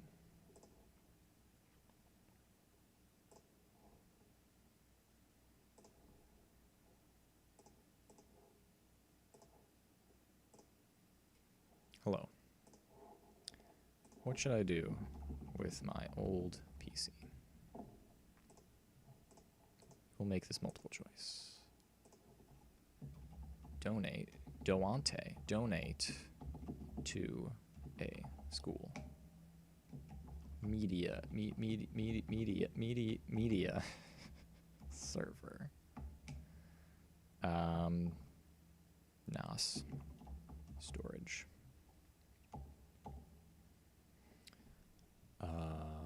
What were the other options that I actually cared for?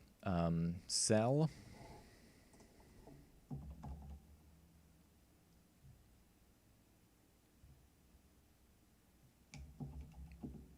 Give away, I guess. And then we can kind of talk through what are the pros and cons of some of these options. I don't want to allow multiple selection. I don't require names. 1 vote per IP address. I'm going to create this poll. And I'm going to share this poll in the chat. Nope, not there. Over here. Poll. Paste. There we go. And we can watch the results. Roll in from the 5 people watching. I think we have 5 people watching. That's okay. I just need some input. Actually, I might even leave that, and we can go and play a video game of some kind. 1 vote for donate to school.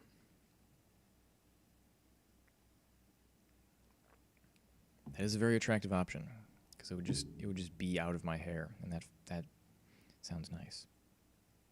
All right, so I had some options for playing a video game on the stream. Those options are, here's what I have installed locally on my machine. I thought it could be fun to play some Last Call BBS. If any of y'all have seen that, that's a game I would love to show off and like play with folks on stream. Into the Breach could be fun, but maybe it would require a little bit more time. No Man's Sky would be fun because that runs really well on my new PC and really, really beautifully, and it could be fun to show off what I've got going on there. Teardown is always a good stream game. You're running around blowing things up. What else do I have written down here? I could play some F1. That requires a little bit more setup. I'd have to get my wheel going. But yeah. How's the poll looking? Still just 1 vote. Okay, I'll keep this over here. And look at that. What might actually, I've been thinking for a while that it could be really fun to show off Last Call BBS on stream because it's got some really fun mini games inside of it. I think it's between that and Teardown for me. Let's go Last Call BBS. I haven't played this in a little while. Let's play some games for a little bit and just kind of chill.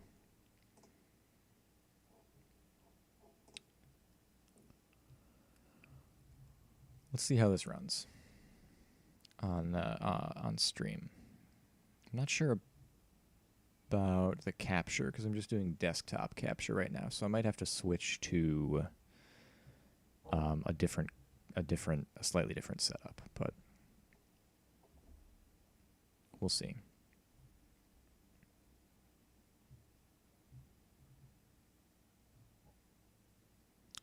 Taking a while to install the Microsoft.NET framework. Here we go. Okay, it looks like it's working.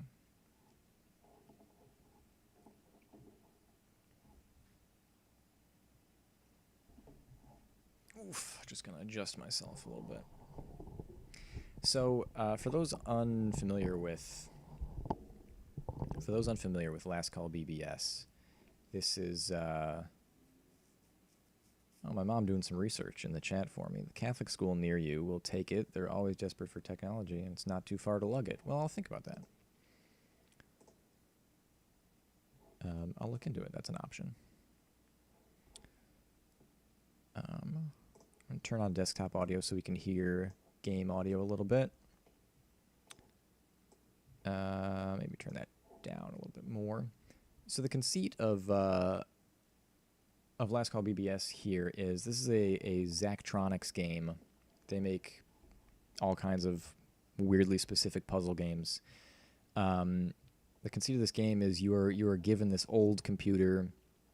It's full of old games that you actually have to download one by one from Netronics Connect and dial into this thing called Last Call BBS. And it's just kind of a love letter to an era of computers and the internet and games. Yeah, this is the message that shows up when you've downloaded all the games from the BBS. So yeah, it's got all manner of like just really tightly constructed and interestingly designed puzzle games, but I want to show off, and also a really good solitaire game actually, so that you can do things while you're waiting for the games to quote unquote download. But what I would like to show off today to hang out with is a game called 20th Century Food Court.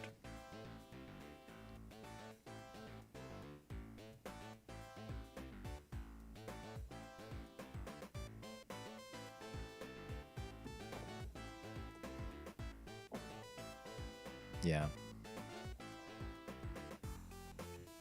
Let me know how the level of audio is on the game, if that could be higher or lower. I punched it up a little bit so we can hear it, but yeah. 20th Century Food Court is a game about I mean, the meta narrative of it is that it's an exploration of people far in the future come to this fictional place called 20th Century Food Court to experience and partake of all of the strange and wondrous foods that people of the 20th century ate. And what actually goes into the play of the game is you are setting up assembly lines for fast food. So, for example, what would be a really good example of this? Let's start at the start here, and with 212, which is a play on 7-Eleven. So, what you see, actually, it would be great to start over. Let's create a new one. This is what you're greeted with. You have a shop floor, basically, on the right. On the left, you have a bunch of machine logic, which you'll see in a minute. You hit F1 to get your instructions, so the point of this setup is to get orders of nachos and pretzels from the start to the finish line.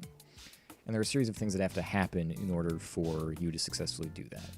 For nachos have to be stacked onto their tray, and then cheese has to be dispensed on them. For pretzels just have to be stacked onto a tray. No cheese on pretzels here at 212. I don't know why. Hot Pockets is a good one. We will get to Hot Pockets.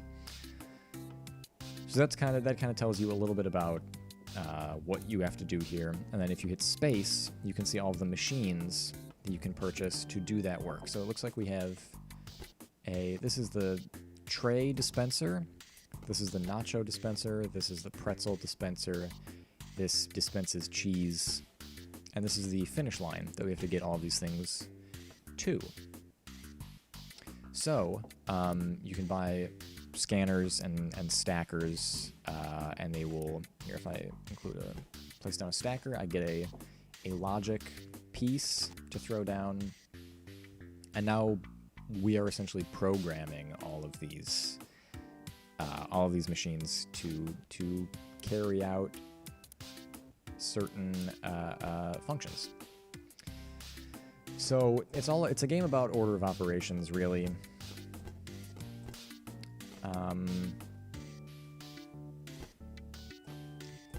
And you're kind of trying to be as efficient as possible, but really a lot of the time I'm just like trying to get through it. So wherever you click, a conveyor belt will be placed. You can right click to delete those conveyor belts, and you're just trying to get things done in order and across the finish line. So if we focus on the simpler one is pretzels right now, right? So all we really have to do is get the tray to the stacker, and then get the pretzel to the stacker after the tray. Get the stacker to stack the pretzel on the tray. It has two functions here, stack and eject. Those are the two things it does. When you click on one of these input or output nodes, you get a little wire that will then lead to something else. And if I just connect it straight to eject, this means that once you stack something, eject that thing. Because I'll show off, like, if we just run this without, if I switch to the pretzel order and we hit play, tray comes out, no pretzel is coming out. So it's a series of, like, you play the thing, see what isn't working, and try to fix that thing. So our first problem is that, well, the pretzel isn't being dispensed. That is very easily fixed because we have the pretzel dispenser logic block here, and this is our starting like information input block. And we can see that pretzel is lit up and start is lit up. And so we can give it an instruction, a piece of logic saying that if the order is a pretzel, dispense the pretzel. Now when we hit play, it should dispense the pretzel. Now our next problem is the stacker has stacked the pretzel into the tray because they both entered the stacker's work area, but then it just sits there. The stacker doesn't know what to do next. So if we input, once you've stacked something, then eject it, hit play, it will then eject it. Of course, now it's ended up on the floor because we haven't put it exactly where it belongs. But yeah, we can. So if we move this here, like the pretzel order is going to work. We figured that out. We get our ding. But now what about the nacho order? We have to figure out the nacho order. So we can do very much the same thing and feed a conveyor belt from the nacho machine over here and say that when the order is a nacho order, dispense a nacho. And if we go to our nacho order and click play, a nacho is dispensed. It's stacked. However, the product doesn't match the order because our instructions were to dispense cheese. Here's our cheese dispenser. We need to dispense cheese after the nacho is stacked into the tray, so we should put it here after the stacker after it's stacked into the tray. However, how do we tell this thing to dispense some cheese? Well, there are other machines at our disposal. One of those is the scanner. Here's our logic block for the scanner. Now, if we have the scanner and we tell it that if it scans, now we have to figure out, this is the game, right? We have to figure out how to tell it to do what we want to do. So I think if I tell it, if you scan a nacho, what this is going to do, the scanner is going to scan the barcode that is on the side of the tray that's coming by, and if it scans a nacho order, dispense cheese on it. I think that should work. Let's click play. We have our nacho. It's stacked. It gets cheese. Bingo. Our pretzel order plays out. Does not get cheese because it's not a nacho. And that's our success. There we go. And that's the game. That is the name of the game. I got a request for Hot Pockets in the chat. Let's go ahead and open up the Hot Pocket experience. So we can see right off the bat we're working with some different things. We have a freezer down here where all the pockets are being kept. We have what looks like a tray here. Let's open up our instructions. Okay, so the ingredients are a tray and a Hot Pocket. Step 1 is to microwave the Hot Pocket. Eject it once it's fully and properly cooked. Yeah, Jar795 in chat, can I get cheese on my pretzel? Unfortunately, you cannot get cheese on your pretzel. That was not called for in the instructions. I don't understand it. I know a lot of people would put cheese on a pretzel. It's not what they're looking for here in 20th Century Food Court. Alright, our Hot Pocket instructions. Microwave the pocket, eject it once it's cooked, stack it onto a tray, and deliver. It's also telling us about a new option that we've been given called a countdown timer. So if we go into our machines, we can see we have a microwave. Well, we know we need that. And we have some logic for it. We also have a countdown timer, which is just a logic block. It's not something that we place on the factory floor. So we know the direction in which we need to place our microwave, and we know that we need to... These are going to be separate, so we need to first microwave the Hot Pocket, and then stack it. We need a stacker on a tray. Put this up here.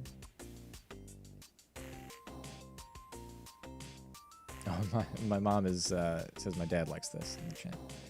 This is, yeah, like my brain likes puzzles like this.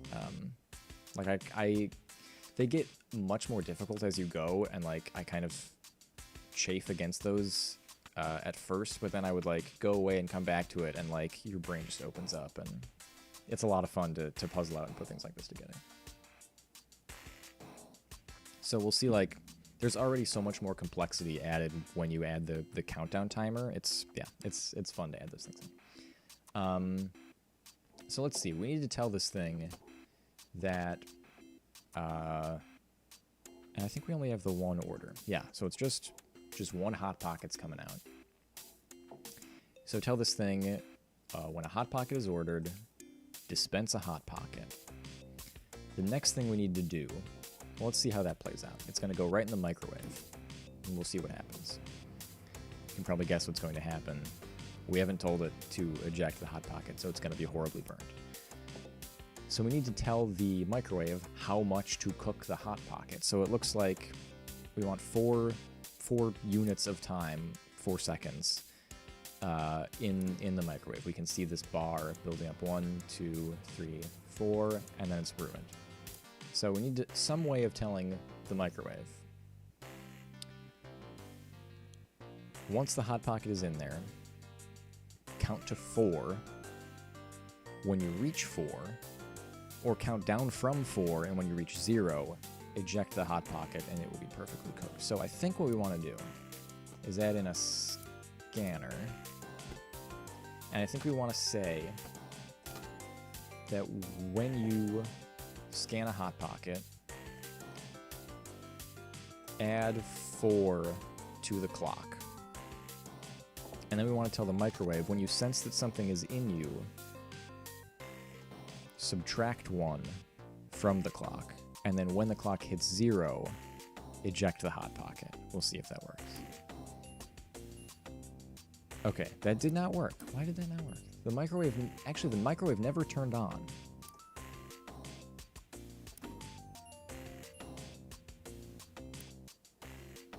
Okay, why didn't we get our +4? Looks like the scanner didn't scan. Oh, you know what? We can put our scanner over here, and it should scan the barcode. Okay. Yes, okay, yeah, that worked. Okay, so the scanner scans the barcode, it knows that there's an order coming, and adds 4 to the clock. The microwave, when it senses that something is in it and it's cooking, subtracts 1 from the clock every second. So ensuring that the pocket is only in there for 4 seconds and is therefore perfectly cooked. Okay. Now we're getting somewhere. From there, all we have to do, I think, is get this baby on the tray. So So we'll put our, oh, you know what we have to do is tell it to eject once it's stacked. So we have a tray coming out, we have this cooking for 4 seconds, the tray waits at the stacker, Hot Pocket gets stacked, gets ejected, we're on our way. It's good, it's a good game, this is a good video game. And then you get little reviews from people in the future. They say, Rockabye Baby writes, they say these are from 700 years ago, but I don't believe it. I know times were tough back then, but there's no way ancient people put up with these. Contrastingly, the year 2000 writes, we like to make fun of people in olden times, but there were some things they got right. So from here we can go to, I've unlocked all these up to Sweet Heat BBQ, which I've not played, it looks like. So I'll take otherwise I'll take requests from the group. Otherwise, we can just kind of move ahead.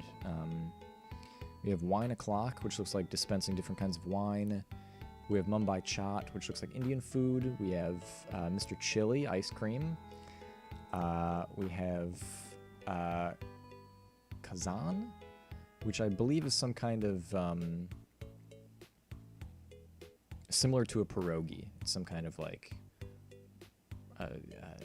Russian or otherwise Russian adjacent pierogi, a dumpling of some kind.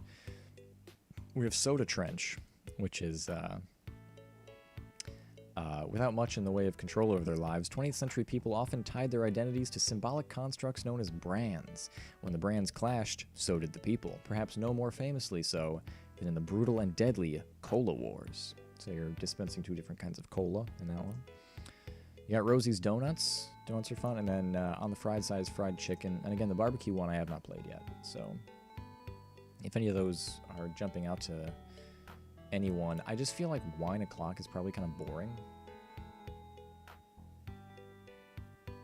Because it's just dispensing wine, although it does teach you, like... Well, let's take a look at it. Also, the music is really good in this game. So we have red wine, we have white wine. It looks like we have trays and glasses and wine. We want to stack the glass on the tray. You have to dispense wine. Dispense again to fill. And then deliver it. So there's an extra step in that, like... Before, when we had a dispenser like this, we could just set it up... Excuse me. From here, we could just set it up so, like, when the thing comes past... just, like, throw a glob of cheese on there. But now we needed to wait for a second and dispense the correct amount of the thing. Yeah, which gets kind of complicated. Somebody in chat says Soda Wars sounds interesting. Let's take a look at Soda Trench. Yeah, so this gets complicated. Here what we need to do, there are 4 different kinds of soda that we need to dispense. We have a tray, a cup, and a lid to put on the cup. Then we have painting machines. We have to paint the cup the right colors corresponding to Coke, Diet Coke, Pepsi, or Diet Pepsi. Coke gets a top red stripe and a bottom red stripe. Diet Coke gets just a bottom red stripe. Pepsi gets a top red stripe and a bottom blue stripe, and Diet Pepsi just gets a bottom blue stripe. Then you have to dispense the proper amount of soda, all coming from the same vat, just into different cups. And then finally, put a lid on top. And we have all kinds of machines with which to do this. We have painter, which we will need several of, it looks like. Scanner, sensor, router, sorter, waste bin, and stacker. We also have a sequencer with which we can pre-program a sequence of outputs, different kinds of counters. So let's just get started and try to puzzle this out. So there are really only 2 colors that we need to paint, red and blue. However, those need to be in different configurations. So it looks like it'll paint top, middle, or bottom. We don't have any middle paint. We have top red, and bottom blue. So we just have 3 kinds of paint. Let's put these in order, actually, A, B, C. Let's do top red, bottom red, bottom blue. Yeah, we'll do it like that. So what needs to happen here is first we paint the cup, then we dispense the cola, then we cover it with the lid. So the cup is coming out of here. The tray is here. We want to stack it on the tray first. No, we want to stack it on the tray afterwards. Okay. See, there's a lot to think through. Okay, so so the things that we can use to help us out in our quest here to paint a cola cup the right color is a scanner which will scan the barcodes of passing trays, a sensor that will just sense if a product is passing by. We have a router which automatically routes incoming products to one of 3 different directions based on an input. A sorter which will hold a product until a certain input is activated. A stacker, which we are familiar with, a waste bin, which is a waste bin, and then counters, sequencers, and multi-mixers, which are AND inputs and OR inputs. So, for example, the one on the left here is an OR input, where you can say if this node, or this node, or this node, or this node are activated, then activate this node, this node, this node, and this node. This is your AND statement on the right here, where you can say, if this happens and one of these happens, then do these things. So you can get pretty complex here. I think what we're gonna want...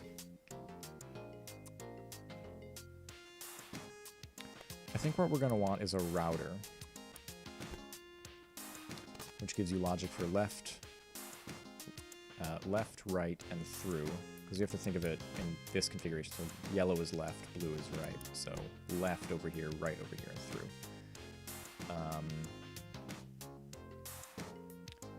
And that, I think, will correspond to our paint colors. Yeah. This is tough. I already did this, and I did it, like, a month or 2 ago, so it's left my brain. Let's just get all the stuff we don't need out of the way. So we want to say, if it's Coke, go a certain way. If it's Pepsi, go a certain way. And then all the Pepsis will get the bottom blue stripe. All the Cokes will get the bottom red stripe. And then we can also say, and if it's not Diet Coke, give it the top. No. If it's not Diet either, it needs the top red stripe. Okay. So maybe a couple of routers. So like, here, so to just start doing something, we could say if it's, let's start by splitting up Coke and Pepsi. C is the bottom blue stripe, so all Pepsis will need that. We'll say if it's... Okay, so now we need one of these. We can say if it's Pepsi or Diet Pepsi, send it left to get this stripe.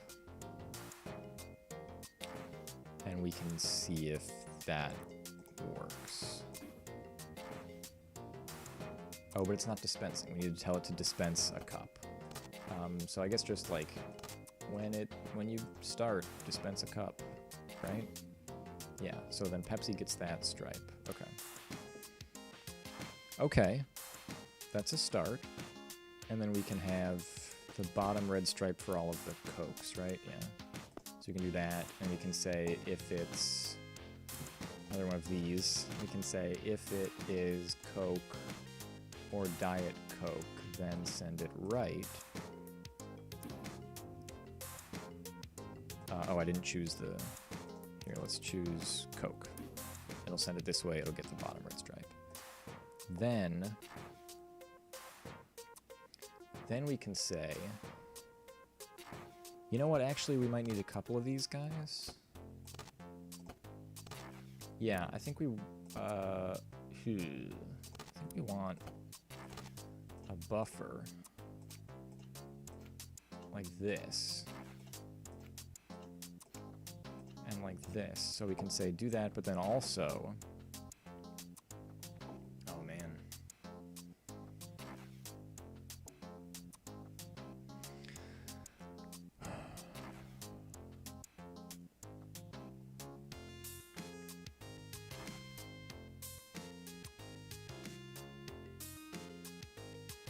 let me think out loud. I wanted to say that, like, we have that, and then we can also set up, right now I don't think this is doing anything that I want to do.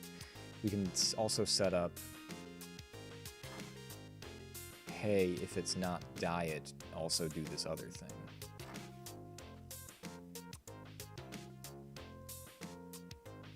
Yes, I think, okay. So diet we can put right onto this guy. No, not both of them though. No, Coke. Yeah, Diet Coke, Diet Pepsi. But then if it's, let's have another router, and we can and we can bring these together and say, all right, cool. If it is, if it's not diet, Jesus Christ.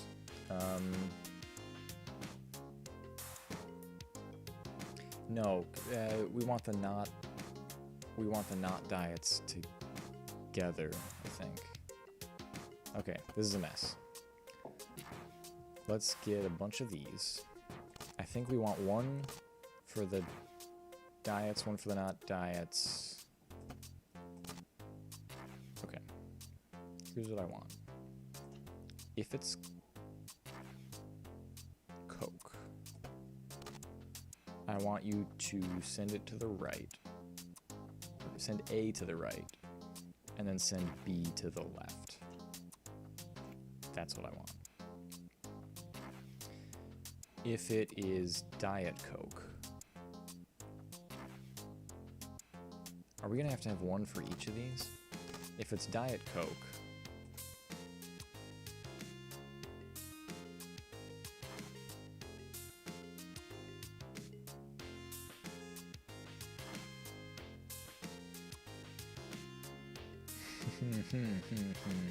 no, I think what we, okay, I shouldn't have gotten rid of those. I think what we need is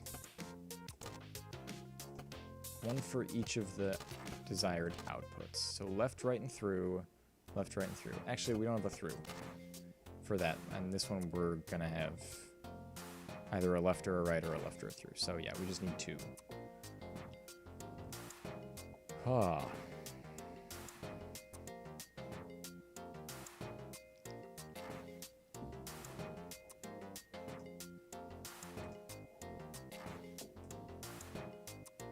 Yeah, okay. Let's work backwards.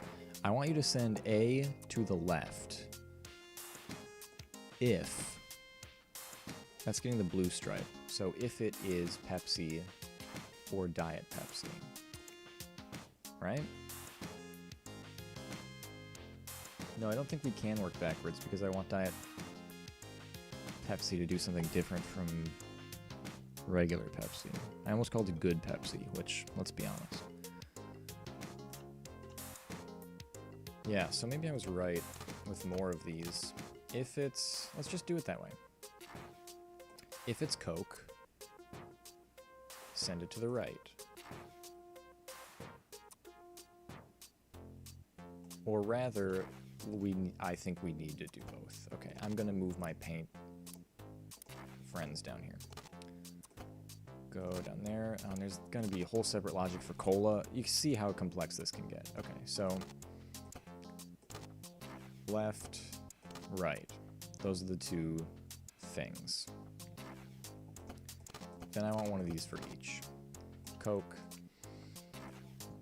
Diet Coke, Pepsi, and Diet Pepsi, excuse me. If it's Coke, send it right. So this one. If it's Diet Coke, send it right. If it's Pepsi, this is ridiculous, send it left. If it's Diet Pepsi, send it left. Okay. Then, for the next tier, we can say we need to have logic for the tray coming out, and we need to dispense the cola somewhere. How are we going to do that? Maybe just right at the end. No, because the lid has to go on. Oh man, we're running out of space.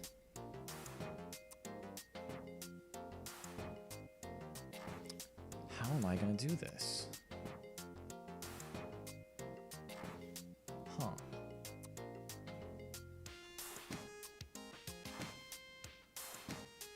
This is the tray. The tray just comes out no matter what, right? Yeah.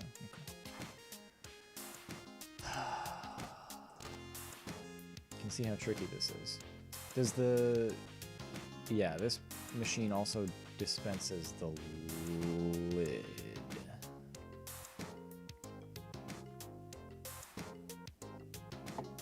Well, you know what? Okay. I don't want the stream to go on for too much longer because we need to eat dinner here, actually, and it's getting quite dark, as you can see. Let's check on our logic for the paint, and then I'll call it. So, let's see. If it is regular... So this is all the things that need the top stripe. So if it's regular Coke, it needs the top stripe. So it needs to go left. And we'll have this one be right. If it's regular Pepsi, it needs the top stripe. Otherwise, go to the right. So, okay, this will be regular Coke, should get 2 red stripes. Beautiful. Diet Coke should get 1 red stripe and be sent off. Yes, excellent. Regular Pepsi should get a blue stripe and a red stripe. Blue stripe. Red stripe, love it. And then Diet Pepsi should get blue stripe. And nothing else. Yeah, okay. That feels good. Then we have to dispense the Coke somewhere. We're gonna have to bring this guy around. We could set this to through instead and maybe save some space and dispense the Coke here and have this be like a sorter. Maybe.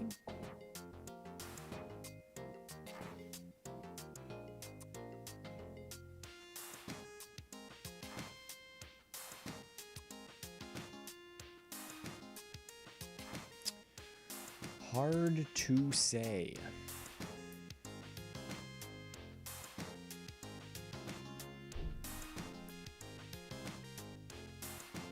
Hard to say. I'm thinking about the lid now. And I'm thinking,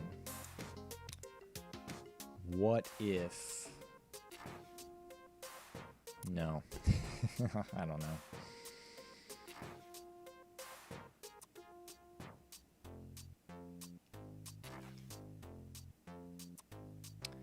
I don't think the sorter is going to do us any favors. I think... No, because this it says it holds it until an input is activated, so we want it to send it off. Oh, no, yes, that's exactly what we want, because we can connect the cola dispenser to one of these counters and say that when... Yeah, let's see. When you sense a product here, I think we need to dispense it twice. Yes. Add 2. When it's 0, send it through. And while it's positive, dispense cola? Let's see if that's anything. Oh, wait, we don't have it. Hang on, we don't have it. we don't have it decreasing the, yeah, it's not going to dispense any coal. So, no. When it senses something, it should decrease the counter by 1. It should add 2 to the counter. Let's use this guy. Right when it starts. And then that should work, I think? No, it's just dispensing cola. Oh, no, because if we told it to dispense cola while it's positive. So if we add it before there's cola under it, it's just gonna spill cola. So how about we move everything over here and we add a sensor that senses cola. And we say, when you sense cola there, then go? How about that? Let's see if that works. No. Well, that's a shame. But we did get the paint right. I think I want to call time on this stream shortly, but what I can do real quick is go back and see how I did solve it. So this is my... Look at this. This is my completed run of Cola Wars. And we can try and parse out what I did here. So it looks like I've got a bunch of... I have one router, and I have a bunch of sorters. So it looks like...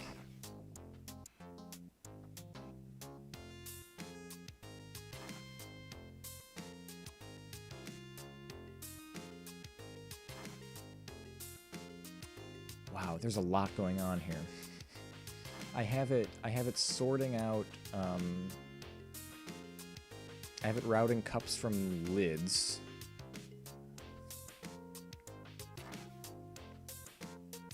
Let's just play one out. So this is Coke.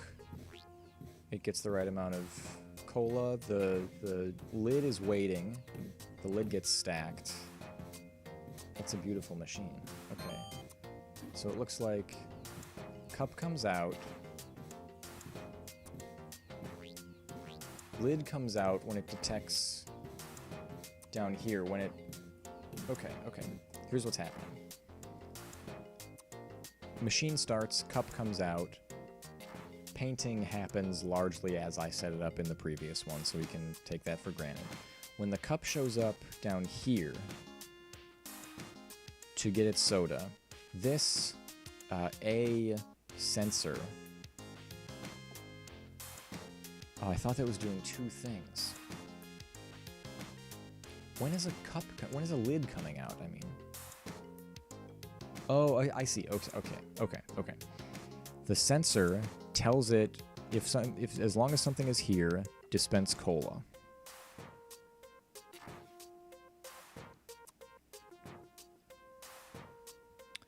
But then how does the A sorter know to move me on my way?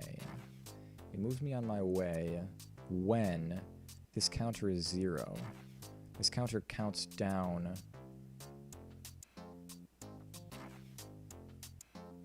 when the sorter senses something is there. 1 is added to the time when cola... Okay, when a cup comes through, a timer starts, it dispenses the proper amount of cola. When the proper amount of cola is finished dispensing and this sorter sends the cup on its way, then this machine also dispenses a lid. And when a lid is dispensed...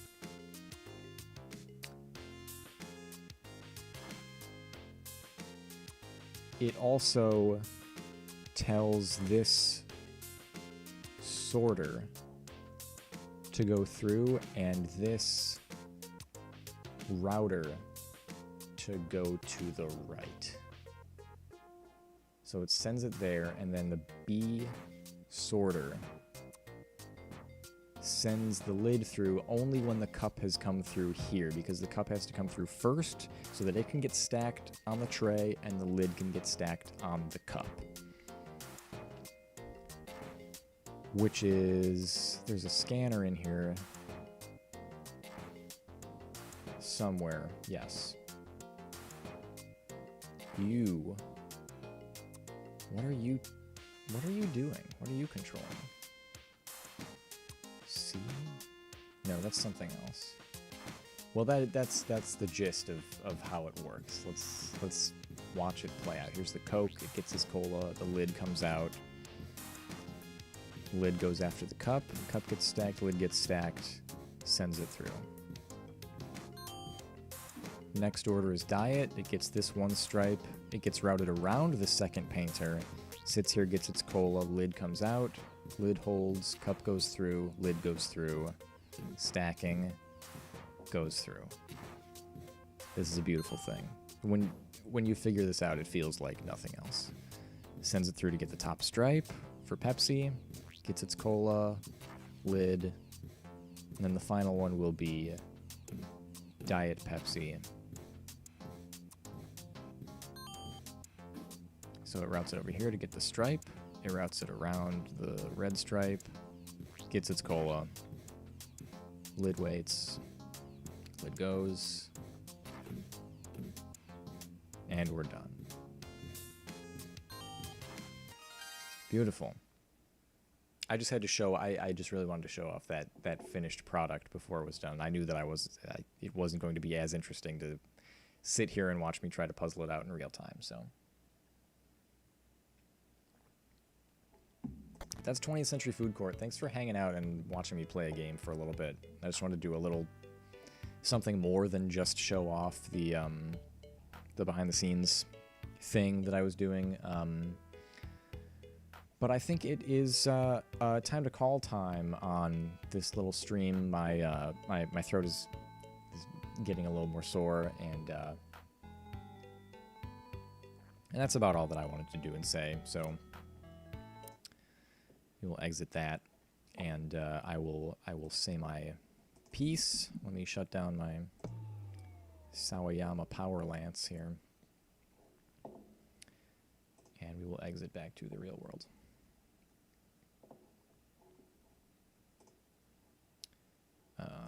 Give me one moment on my webcam here. Hello. Yeah, so thank you for coming, everybody. Thank you for being here for the stream. I really wasn't sure how many people, if any, were going to show up for this, so I'm really grateful that a lot of you did. And it was fun to hang out and show off the behind-the-scenes thing, talk a little bit about video process and Patreon, and then to hang out playing video games as well. So thanks for being here. To talk a little bit about the Patreon, yeah, it's just time for me to step away for a little bit. I'm not able to make, and therefore not making the time that I would need to dedicate to working on it. So it's time to step away and like remove that stressor from my brain, and also stop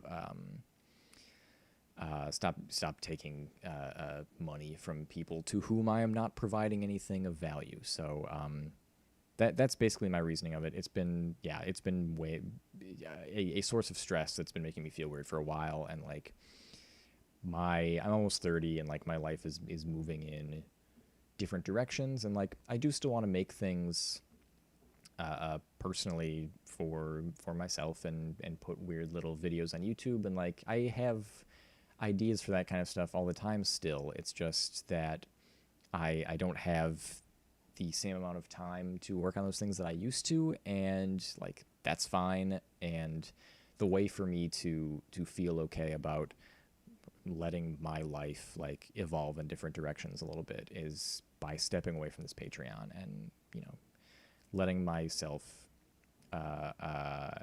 just removing that stress, honestly, the stress of like there are people who are giving me money every month, and I need to do something for them, and it's going to be very good for me to take that off my shoulders and yeah, just be able to not think about those things in as strict and stressful ways, and just kind of live and be me for a bit. So I'm gonna go do that. There's a month left on my Patreon before I unpublish the page and shut it down. So if you are a patron, head over there and drink your fill of the content that is available to you for the time being. If you're not a patron, don't subscribe now because you're not gonna get anything except a month of access to the things that are already there before they go away in a couple of weeks here. So there we go. I've said my piece. I'm still going to be here on YouTube. I have thoughts of things that I could start streaming. I think I'm going to start streaming some things over on Twitch. So, follow me in all of the requisite places, and you'll hear about that. I'll post it in the Discord, on Twitter, and on Patreon if you're following me there, if it's for as long as it is still open. And I'll be around doing things, so don't you worry about that. Have a lot of other projects that I'm working on that you're aware of and that I've talked about in the past. Otherwise, that's going to do it for me, and there is one more Patreon update video coming your way for the month of September in the next week or so, whenever I get around to that. Just some final closing thoughts and some things to share with the patrons over there. Otherwise, that's going to do it for today's little stream. Thank you so much for dropping by, everybody. It was good to see everybody in the chat. It was fun to hang out, and it was fun to show off some things that I had been waiting to show, and now getting a lot of different things off of my chest, off my shoulders, and off of my body in very different places. All right, I don't know how to end things. I'm really bad at ending things, so I'm going to go back to the card. And I'll say once more, thank you very much for watching. I hope everyone has a good evening, or whatever time zone you're in. And you'll see me around. Bye, everybody.